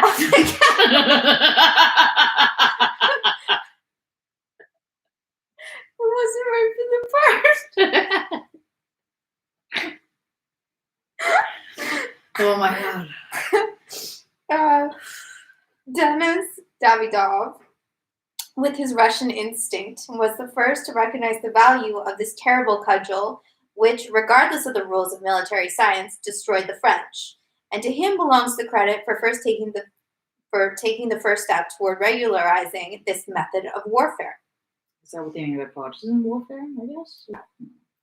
On August 24th, Davidov's first partisan detachment was formed, and then others were recognized. The further the campaign progressed, the more numerous these detachments became. The irregulars destroyed the great army piecemeal. They gathered the fallen leaves that dropped of themselves from that withered tree, the French army, and sometimes shook that tree itself. By October, when the French were fleeing towards Smolensk, there were hundreds of such companies of various sizes and characters. There were some that adopted all the army methods and had infantry, artillery, staffs, and the comforts of life. Others consisted solely of Cossack cavalry. There were also small scratch groups of foot and horse, and groups of peasant and landowners that remained unknown. A sacristan commanded one party, which captured several hundred prisoners in the course of a month. And there was Vasilisa, the wife of a village elder, who slew hundreds of the French. So this is not a metaphorical cudgel. No, it's very real. Yeah. What's this? What's a sacristy? I just read it. What is it? Isn't it? A person in charge of the sacristy and its contents, the sexton of a parish church. Basically, a man o' God. Okay. / man o' war. Yeah. Vasilisa. Oh. Oh, wow. Wait, what? No. There's a... I don't know. I was like, who's Vasilisa? She's the wife of a village elder. Vasilisa. Yeah, apparently also she's in Russian fairy tales. The partisan warfare flamed up most fiercely in the latter days of October. Its first period had passed, when the partisans themselves, amazed at their own boldness, feared every minute to be surrounded and captured by the French, and hid in the forests without unsaddling, hardly daring to dismount, and always expecting to be pursued. By the end of October, this kind of warfare had taken definite shape. It had become clear to all what could be ventured against the French and what could not. Now only the commanders of detachments with staffs and moving according to rules at a distance from the French still regarded many things as impossible. The small bands that had started their activities long before and had already observed the French closely considered things possible which the commanders of the big detachments did not dare to contemplate. The Cossacks and peasants who crept in among the French now considered everything possible. Ooh. On October 22nd, Denisov, who was one of the he's just okay. He's like, I got over my sickness, left that hospital. Why is he so casual? Not Denisov. Denisov, who was with his group at the height of the guerrilla enthusiasm. Since early morning, he and his party had been on the move. All day long, he had been watching from the forest that skirted the high road a large French convoy of cavalry baggage and Russian prisoners separated from the rest of the army, which, as was learned from spies and prisoners, was moving under a strong escort to Smolensk. Besides Denisov and Dolokhov, who also led a small party and moved in Denisov's vicinity, the commanders of some large divisions with staffs also knew of this convoy, and, as Denisov expressed it, were sharpening their teeth for it. Two of the commanders of large parties, one a Pole and the other a German, sent invitations to Denisov almost simultaneously, requesting him to join up with their divisions to attack the convoy. No, Boileau! I have grown mustaches myself, said Denisov on reading these documents, and he wrote to the German that despite his heartfelt desire to serve under so valiant and renowned a general, he had to forego that pleasure because he was already under the command of the Polish general. To the Polish general, he replied to the same effect, informing him that he was already under the command of the German. Having arranged matters thus, Denisov and Dolokhov intended, without reporting matters to the higher command, to attack and seize that convoy with their own small forces. On October 22nd, it was moving from the village of Mikolino to that of Shamshevo. To the left of the road between Mikolino and Shamshevo, there were large forests, extending in some places up to the road itself, though in others a mile or more back from it. Through these forests, Denisov and his party rode all day, sometimes keeping well back in them, and sometimes coming to the very edge, but never losing sight of the moving French. That morning, Cossacks of Denisov's party had seized and carried off into the forest 2 wagons loaded with cavalry saddles, which had stuck in the mud not far from Mikolino, where the forest ran close to the road. Since then, and until evening, the party had watched the movements of the French without attacking. It was necessary to let the French reach Shamshevo quietly, without alarming them, and then, after joining Dolokhov, who was to come that evening to a consultation at a watchman's hut in the forest less than a mile from Shamshevo, to surprise the French at dawn, falling like an avalanche on their heads from 2 sides, and rout and capture them all at one blow. How far is this out from Moscow? This is just like on the road somewhere? Where's Yeah. Where are these I don't posted? know. In their rear, more than a mile from Mikulino, where the forest came right up to the road, 6 Cossacks were posted to report if any fresh columns of French should show themselves. Beyond Shemshevo, Dolokhov was to observe the road in the same way, to find out at what distance there were other French troops. They reckoned that the convoy had 1,500 men. Denisov had 200, and Dolokhov might have as many more, but the disparity of numbers did not deter Denisov. All that he now wanted to know was what troops these were, and to learn that he had to capture a tongue, that is, a man from the enemy column. That morning's attack on the wagons had been made so hastily that the Frenchmen with the wagons had all been killed. Only a little drummer boy had been taken alive, and as he was a straggler, he could tell them nothing definite about the troops in that column. Denisov considered it dangerous to make a second attack for fear of putting the whole column on the alert. So he sent Tikhon Sherbati, a peasant of his party, to Shamshevo, the same Tikhon? To Shamshevo to try and seize at least one of the French quartermasters who had been sent on in advance. In advance. Denisov. Hello. Hello, everybody from the I beginning. guess everyone's fine. I really thought he was dead. Me too. Like, that sounded like there was the plague at the hospital Yeah. and everyone was a goner. And he had already gotten in trouble for something. Oh, yeah. That's how we ended up in the hospital. Where's Nicholas? Still buying horses left, right, and center? Yeah. What is he doing?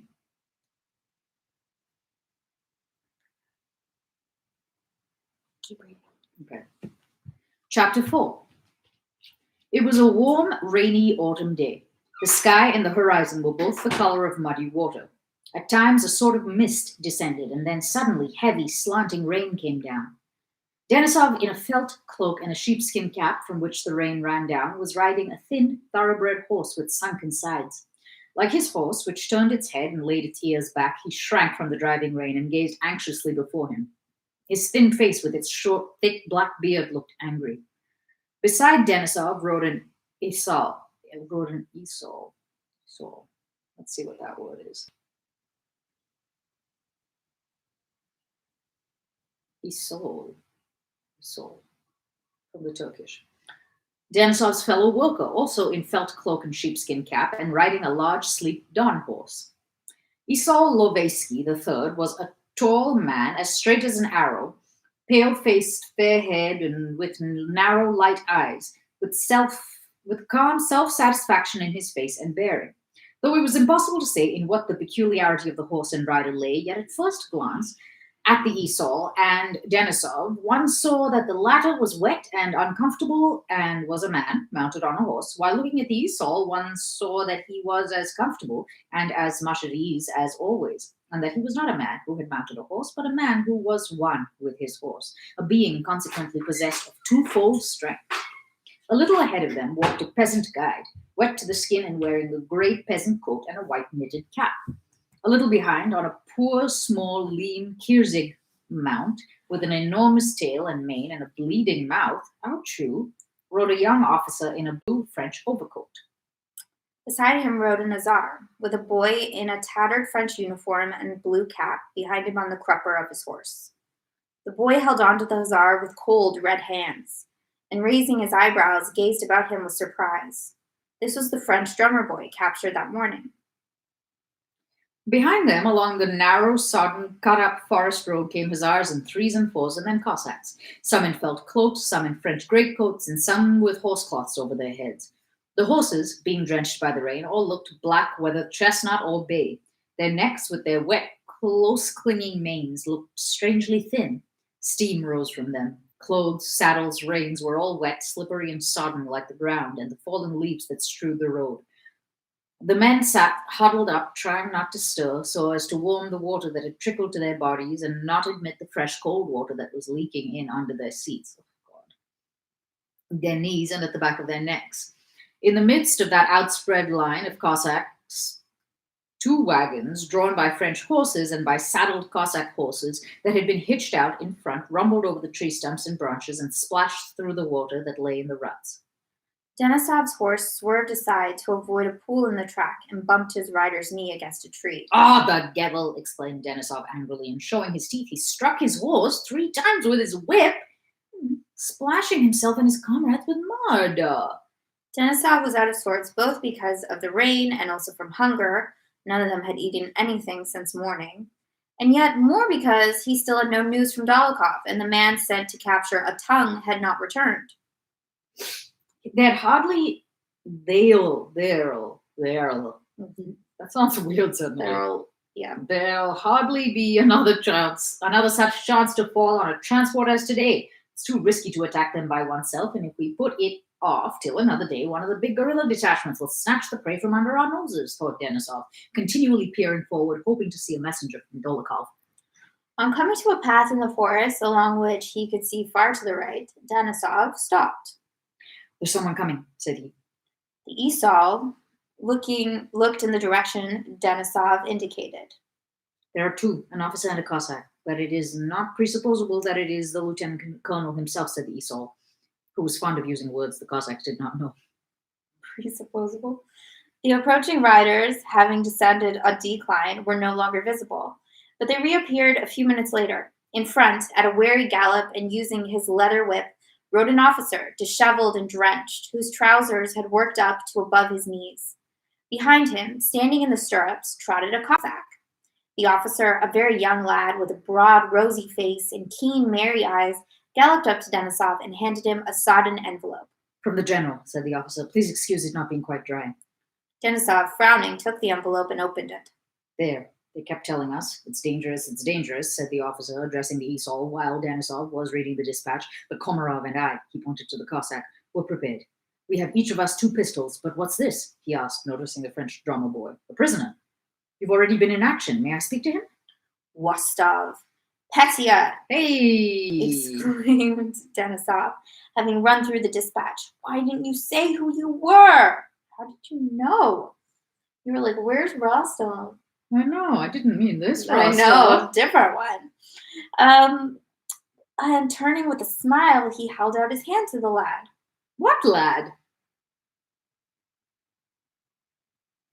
Like before, he didn't know who was Petya. Yeah. The guy who just came from Dolokhov? Yeah. Oh. The officer with the envelope, I think. The one who said, but Komarov and I? Yeah, I think so. Okay. No, wait. Yeah, I was noticing. Wait. But the drummer? No, it's not the drummer boy. No. Imagine he's like, I'm French. Yeah, the officer was Petya. Well, he hasn't told you because it's been 2 seconds. Why didn't you say you said that? The officer was Petya Rostov. All the way, Petya had been preparing himself to behave with Denisov as befitted a grown-up man and an officer, without hinting at their previous acquaintance. But as soon as Denisov smiled at him, Petya brightened up, blushed with pleasure, forgot the official manner he had been rehearsing, and began telling him how he had already been in a battle near Vyazma, and how a certain Hussar had distinguished himself there. Well, I am glad to see you, Denisov interrupted him, and his face again assumed its anxious expression. Michael Feoklitich, said he to the Esau. This is again from that German, you know. He indicated Petya is serving under him. What? And Denisov told the Esau that the dispatch just delivered was a repetition of the German general's demand that he should join forces with him for an attack on the transport. If we don't take it tomorrow, we'll snatch it from under our noses. He'll snatch it. Oh. The German. Yes, the German will snatch it from under our noses, he added. While Denisov was talking to the Esau, Petya, abashed by Denisov's cold tone and supposing that it was due to the condition of his trousers, what? Furtively tried to pull them down under his greatcoat so that no one should notice it, while maintaining as martial an air as possible. That's what? so sweet. He's like, this must be on my pants. Because they're too tight? I don't know. I feel like this is so real. Yeah. Will there be any orders, Your Honor? He asked Denisov, holding his hand at the salute. and resuming the game of adjutant and general for which he had prepared himself. Or shall I remain with your honor? Orders, Denisov repeated thoughtfully. But can you stay till tomorrow? Oh, please, may I stay with you? Cried Petya. Oh my god! But just what did the general tell you? To return at once? Asked Denisov. Petya blushed. He gave me no instructions. I think I could. He returned inquiringly. Well, all right, said Denisov. And turning to his men, he directed a party to go on to the halting place arranged near the watchman's hut in the forest, and told the officer on the Kirjig horse, who performed the duties of an adjutant, to go and find out where Dolokhov was and whether he would come that evening. Denisov himself intended going with the Isol and Petya to the edge of the forest, where it reached out to Shamshevo to have a look at the part of the French bivouac they were to attack next day. Well, old fellow, said he to the peasant guide, lead us to Shamshevo. Denisov, Petya, and Isol, accompanied by some Cossacks and the Hussar who had the prisoner, rode to the left across a ravine to the edge of the forest. Oh, it's so sweet. Gang's back together again. At least these two. I don't know. These people, yeah. Yeah. Chapter 5. The rain had stopped, and only the mist was falling in drops from the trees. Denisov, the Isol, and Petya rode silently, following the peasant in the knitted cap who, stepping lightly with outturned toes and moving noiselessly in his bast shoes over the roots and wet leaves, silently led them to the edge of the forest. He ascended an incline, stopped, looked about him, and advanced to where the screen of trees was less dense.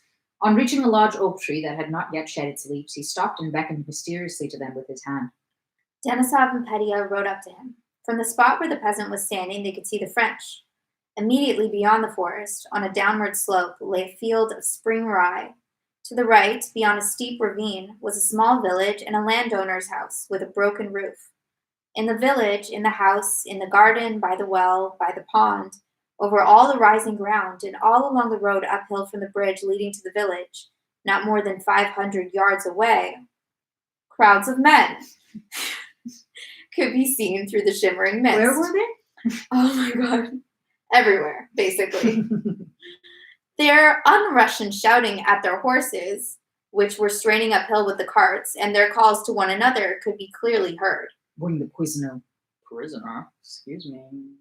Yeah, right? It should be prisoner. Bring the prisoner here, said Denisov in a low voice, not taking his eyes off the French. I think sometimes he gets his arms. And he's like, yes. Held it. Bring the prisoner here.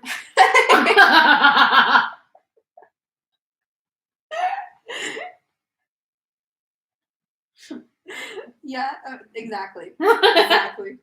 A Cossack dismounted, lifted the boy down, and took him to Denisov. Pointing to the French troops, Denisov asked him what these and those of them were. The boy, thrusting his cold hands into his pockets and lifting his eyebrows, looked at Denisov in affright. But in spite of an evident desire to say all he knew, gave confused answers, merely assenting to everything Denisov asked him. That's cute. Denisov turned away from him, frowning, and addressed the Isol, conveying his own conjectures to him. Petya, rapidly turning his head, looked now at the drummer boy, now at Denisov, now at the Isol, and now at the French in the village and along the road, trying not to miss anything of importance. Whether Dolokhov comes or not, we must seize it, eh? Said Denisov with a merry sparkle in his eyes. It is a very suitable spot, said the Isol. We'll send the infantry down by the swamps, Denisov continued. They'll creep up to the garden. You'll wide up from there with, see there, but I guess it's the, I don't know what it is. They'll. From there with the Cossacks, he pointed to a spot in the forest beyond the village, and I with my hussars from here. And at the signal shot, the hollow is impossible. Impossible, not impossible. There's a swamp there, said the Isol. The horses would sink. We must ride round, more to the left.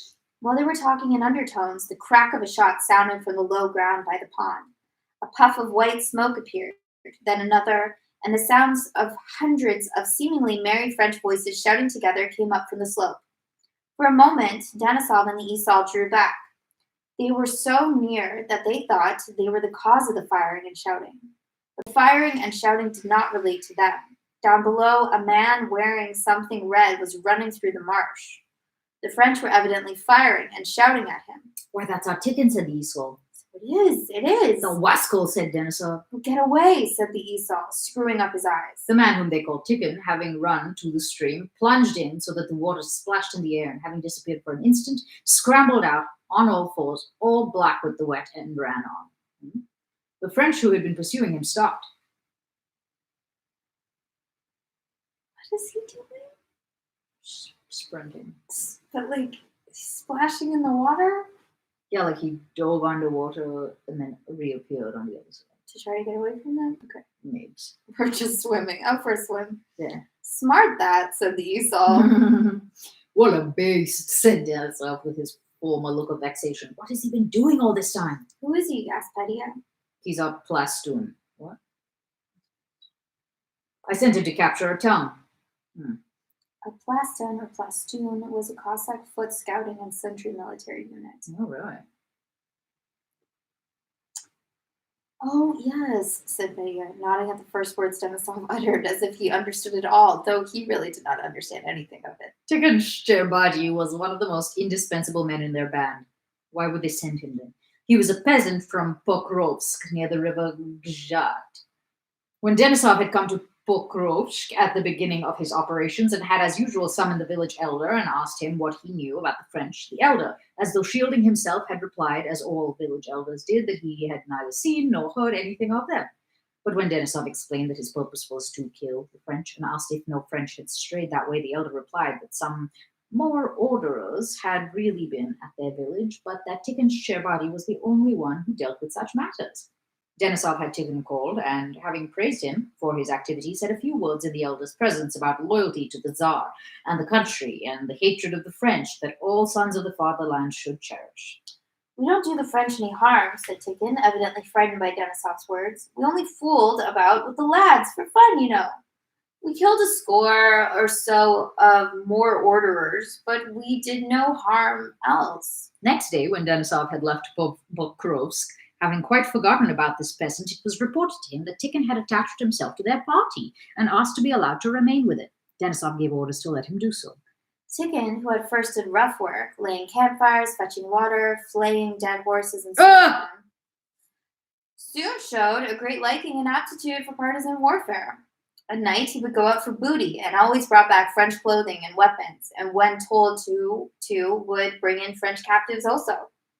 Denisov then relieved him from drudgery and began talking with him when he went out on expeditions and had him enrolled among the Cossacks. Tikhon did not like riding and always went on foot, never lagging behind the cavalry.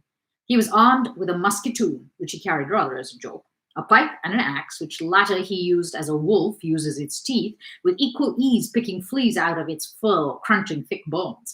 Tikhon, with equal accuracy, would split logs with blows at arm's length, or holding the head of the axe, would cut thin little pegs or carve spoons. In Denisov's party, he held a peculiar and exceptional position. When anything particularly difficult or nasty had to be done, to push a cart out of the mud with one's shoulders, pull a horse out of a swamp by its tail, skin it, slink in among the French, or walk more than 30 miles in a day, everybody pointed laughingly at Tikhon. You won't hurt that devil. He's as strong as a horse, they said of him. Once a Frenchman... Huh? No, keep reading. I know. Once a Frenchman Tikhon was trying to capture, fired a pistol at him and shot him in the fleshy part of the back. That wound, which Tikhon treated only with internal and external applications of vodka, was the subject of the liveliest jokes by the whole detachment, jokes in which Tikhon readily joined. Hello, mate. Never again. Gave you a twist? The Cossacks would banter him. And Tikhon, purposely writhing and making faces, pretended to be angry and swore at the French with the funniest curses. The only effect of this incident on Tikhon was that after being wounded, he seldom brought in prisoners. People don't do that enough, pretend that they're angry about stuff. I find that shit very funny. Yeah. I don't think it's that American of a thing. Am I wrong about that? Pretending you're angry about something? Like pretending that you care about something that actually you don't. It's just like for the fun of... Yeah. Maybe LA doesn't. I don't know. Like I remember when I was complaining about the shampoo. And the shampoo that got left behind. Yeah. And Oh, like, I knew plus which. you're using Dove. And I was like, I'm using Dove! That whole like family of humor I find very fun. Yeah. Yeah, but it doesn't feel like people are much more busy pretending they don't care rather than that they do, because it's not like Definitely. it's not considered fun. I don't know. I find it very fun. They're like, well, there's fun to be had here. Why is everyone having the fun? Don't you think? That's fun. It's also like a way that I actually process feelings. Mm. To be like, excuse me. Yeah, to like exaggerate it to the nth degree. Yeah. Yeah. So it's like does like a little bit of actual work, but then it's also just like mostly light. You get to make light of whatever the thing is, even if it's like, especially if it's stupid.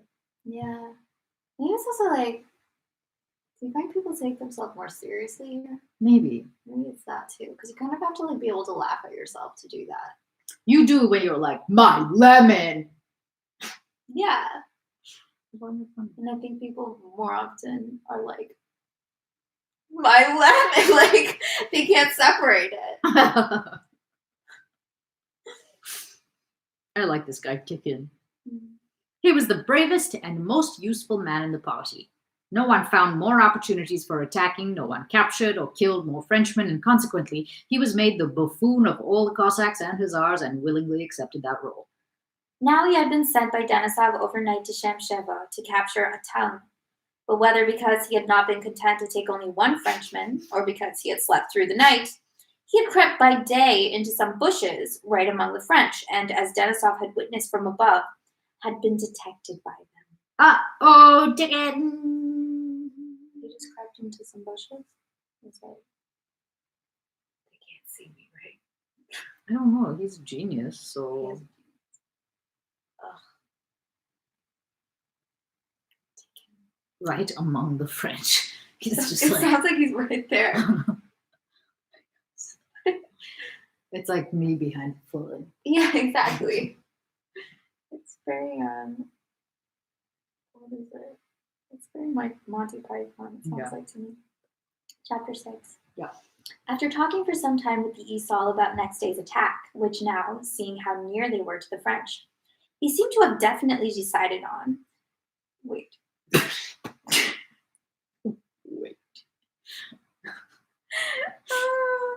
After talking for some time with the Esau about next day's attack, which now, seeing how near they were to the French, he seemed to have definitely decided on, Denisov turned his horse and rode back. So he had decided on next day's attack? Yeah. Okay. Because there were so many other French. It's like they're right there. Oh, we should just attack them. Now, my lad, we'll go and get Dwight, he said to Petya. As they approached the watch house, Denisov stopped, peering into the forest. Among the trees, a man with long legs and long, swinging arms, wearing a short jacket, bast shoes, and a Kazan hat, was approaching with long, light steps. He had a musketoon over his shoulder and an axe stuck in his girdle. When he espied Denisov, he hastily threw something into the bushes, removed his sodden hat by its floppy brim, and approached his commander. It was Tikin. His wrinkled and pockmarked face and narrow little eyes beamed with self-satisfied merriment. He lifted his head high and gazed at Denisov as if repressing a laugh. Well, where'd you disappear to? Inquired Denisov. Where did I disappear to? I went to get Frenchmen, answered Tikin boldly and hurriedly in a husky but melodious bass voice. Let's hear it. Where did I disappear to? I went to get Frenchmen, answered Tikin boldly and hurriedly in a husky but melodious bass voice. Why did you push yourself in there by daylight, you ass? Well, why haven't you taken one? Oh, I took one, all right, said Tikin. Where is he? You see, I took him first thing at dawn, Tikin continued, spreading out his flat feet with outturned toes and bast shoes. I took him into the forest. Then I see he's no good, and think I'll go and fetch a likelier one. You see what a woe! It's just as I thought, said Denisov to the Esau. Why didn't you bring that one? What was the good of bringing him? Tikin interrupted hastily and angrily. That one wouldn't have done for you.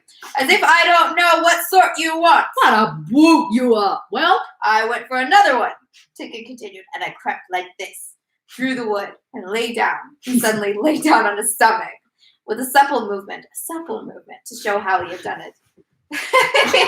No, supple. Like, oh, sorry. Very graceful, it sounds Yeah, that's like. not. Yeah. One turned up and I grabbed him like this. He jumped up quickly and lightly. Come along to the colonel, I said. He starts yelling, and suddenly there were 4 of them. They rushed at me with their little swords, so I went up for them with my axe this way. What are you up to, says I. Christ be with you, shouted Tickon, waving his arms with an angry scowl and throwing out his chest. Yes, we saw from the hill how you took to your heels through the puddle, said the Esaul, screwing up his glittering eyes. Petya badly wanted to laugh, but noticed that they all refrained from laughing. He turned his eyes rapidly from Tickon's face to the Esauls and Denisov's, unable to make out what it all meant. Don't play the fool, said Denisov, coughing angrily. Why didn't you bring the first one? Tickon scratched his back with one hand and his head with the other, then suddenly his whole face expanded into a beaming, foolish grin, disclosing a gap where he had lost a tooth. That was why he was called Chacharbati, the gap-toothed. Denisov smiled, and Petya burst into a peal of merry laughter in which Tickon himself joined. Oh, but he was a regular good for nothing, said Tickon. The clouds on him, poor stuff. How could I bring him? And so rude, Your Honor. Why, he says, I'm a general's son myself. I won't go, he says. You are a brute, said Denisov. I wanted to question. But I questioned him, said Tickon. He said he didn't know much. There are a lot of us, he says, but oh, poor stuff, only soldiers in name, he says. Shout loud at them, he says, and you'll take them all, Tickon concluded, looking cheerfully and resolutely into Denisov's eyes. I'll give you 100 sharp lashes. That'll teach you to play the fool, said Denisov severely. But why are you angry, remonstrated Tickon, just as if I'd never seen your Frenchman. Only wait till it gets dark, and I'll fetch you any of them you want. 3 if you like. Well, let's go, said Denisov, and rode all the way to the watchhouse in silence and frowning angrily. Tickon followed behind, and Petya heard the Cossacks laughing with him and at him about some pair of boots he had thrown into the bushes. When the fit of laughter that had seized him at Tickon's words and smile had passed, and Petya realized for a moment that this Tickon had killed a man, he felt uneasy. He looked round at the captive drummer boy and felt a pang in his heart. But this uneasiness lasted only a moment. He felt it necessary to hold his head higher, to brace himself, and to question the Esaul with an air of importance about tomorrow's undertaking, that he might not be unworthy of the company in which he found himself. The officer who had been sent to inquire met Denisov on the way with the news that Dolokhov was soon coming and that all was well with him.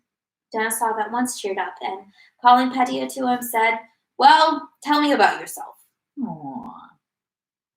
Oh. These are very short chapters, huh? Yeah. Chapter 7? Sure. Okay. Petya, having left his people after their departure from Moscow, joined his regiment and was soon taken as orderly by a general commanding a large guerrilla detachment. From the time he received his commission, and especially since he had joined the active army and taken part in the Battle of Vyazma, Petya had been in a constant state of blissful excitement at being grown up and in a perpetual ecstatic hurry not to miss any chance to do something really heroic. He was highly delighted with what he saw and experienced in the army, but at the same time it always seemed to him that the really heroic exploits were being performed just where he did not happen to be, and he was always in a hurry to get where he was not.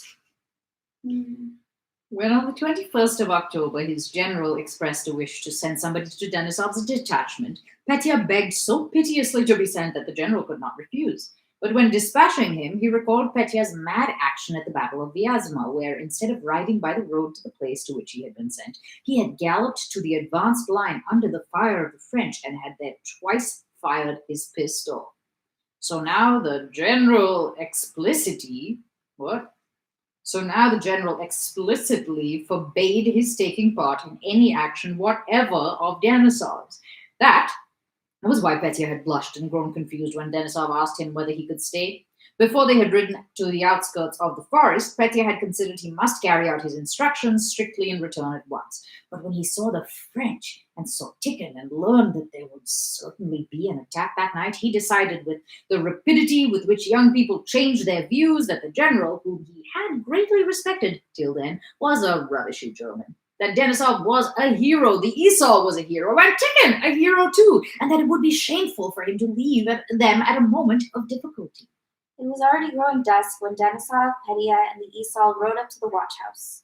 In the twilight, saddled horses could be seen, and Cossacks and Hussars who had rigged up rough shelters in the glade and were kindling glowing fires in a hollow of the forest where the French could not see the smoke. In the passage of the small watch house, a Cossack with sleeves rolled up was chopping some mutton. In the room, 3 officers of Denisov's band were converting a door into a tabletop. Petya took off his wet clothes, gave them to be dried, and at once began helping the officers to fix up the dinner table. In 10 minutes, the table was ready and a napkin spread on it. On the table were vodka, a flask of rum, white bread, roast mutton, and salt. Sitting at table with the officers and tearing the fat, savory mutton with his hands, down which the grease trickled, Petya was in an ecstatic, childish state of love for all men, and consequently of confidence that others loved him in the same way. So then what do you think, Vasily Dmitrich, said he to Denisov. It's all right, my staying a day with you? And not waiting for a reply, he answered his own question. You see, I was told to find out. Well, I am finding out. Only do let me into the chief. I don't want a reward, but I want. What?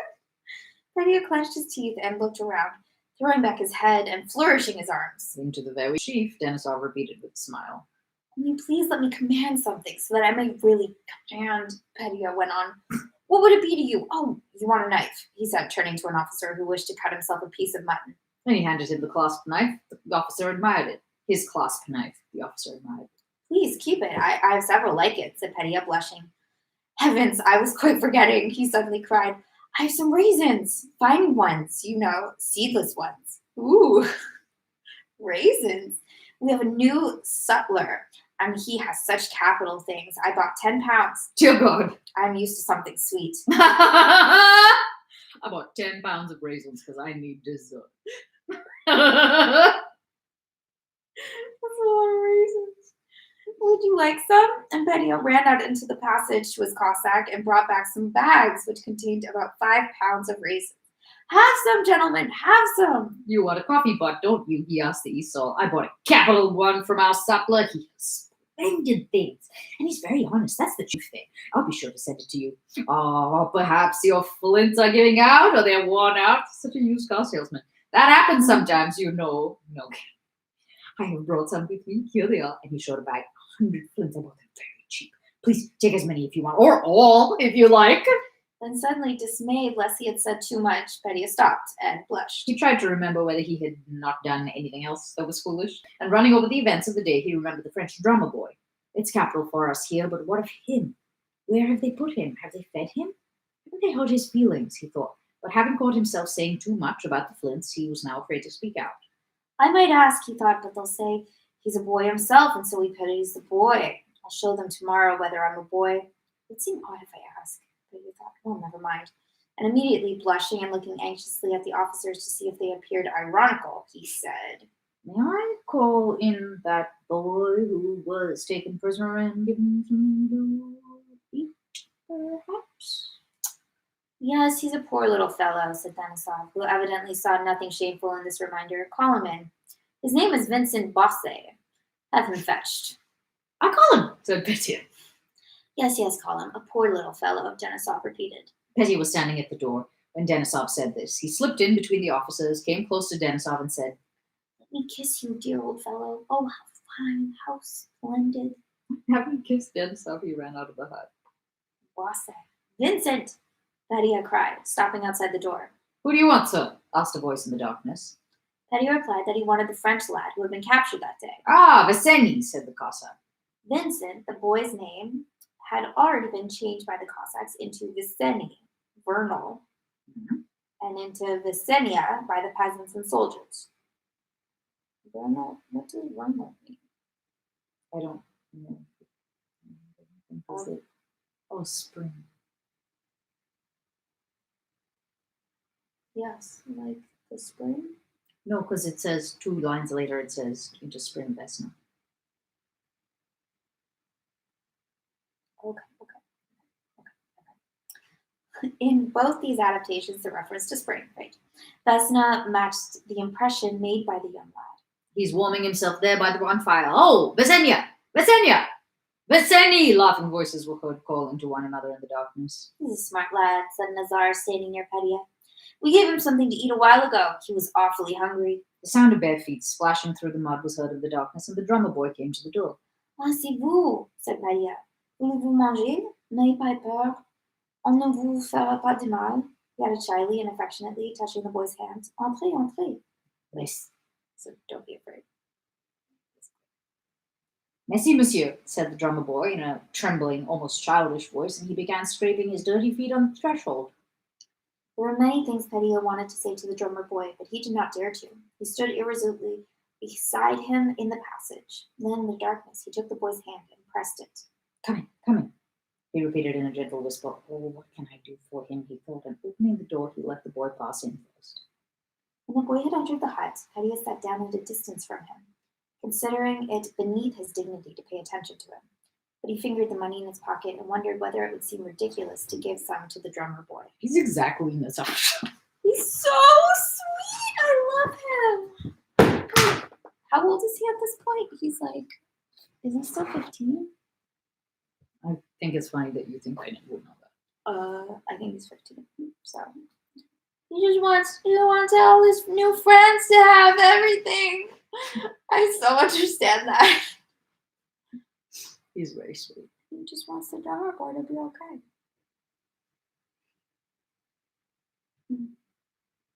No. At what point is it like, oh, but he's just a boy? I wonder how old he is actually. It's funny that it's like, oh, but he's a nice boy. And then like someone who's like maybe 3 years older is like a French who deserves to be captured. And Yeah. Although yes and no, because they've captured the little drummer boy and he's French and they seem to be treating him like a little boy. that's what I mean. I'm like, why are they so nice to the drummer boy? Because he's a baby. Oh, yeah, but Because he's dongly. we're all dongly. Yeah. I mean, some people are more open about it. Yeah. The more open you are. Yeah.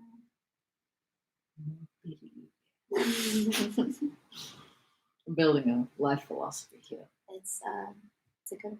It's true. Very true. The stupider you. Unless you go actually, if you go too far, then people are like, stop. My friend Nick. He does what? He always thinks that everyone's mad at him. He does? He starts off any conversation with like, "Are you mad at me?" He does? Yeah, I don't know if that's a new development, and he's like started voicing it because he thought it all the time. So now he's like, okay, let me just like get it out there in the open, and then people can say if they're mad at me or not. Yeah. But Are you like, after a certain yes. point, you're like, yeah, I'm mad at you because it's really annoying to be like continuously asked. Do you hear that, Nick? She's mad. Like at some point, it's like, why? I don't know. It's obnoxious to be like, because then you can never actually be mad at the person. I think you should be mad at him. Oh, I am. No, I'm not. He's so sensitive. It's not quite how I said it. I was like, he's so sensitive. What? He's so sensitive. Oh, Pedro! Oh my god! Okay. Of course. Right? Everyone's a liar. Yeah. Okay. Okay. Good night. Goodbye. Tomorrow I'll have all the answers. Okay. So hold your prayer.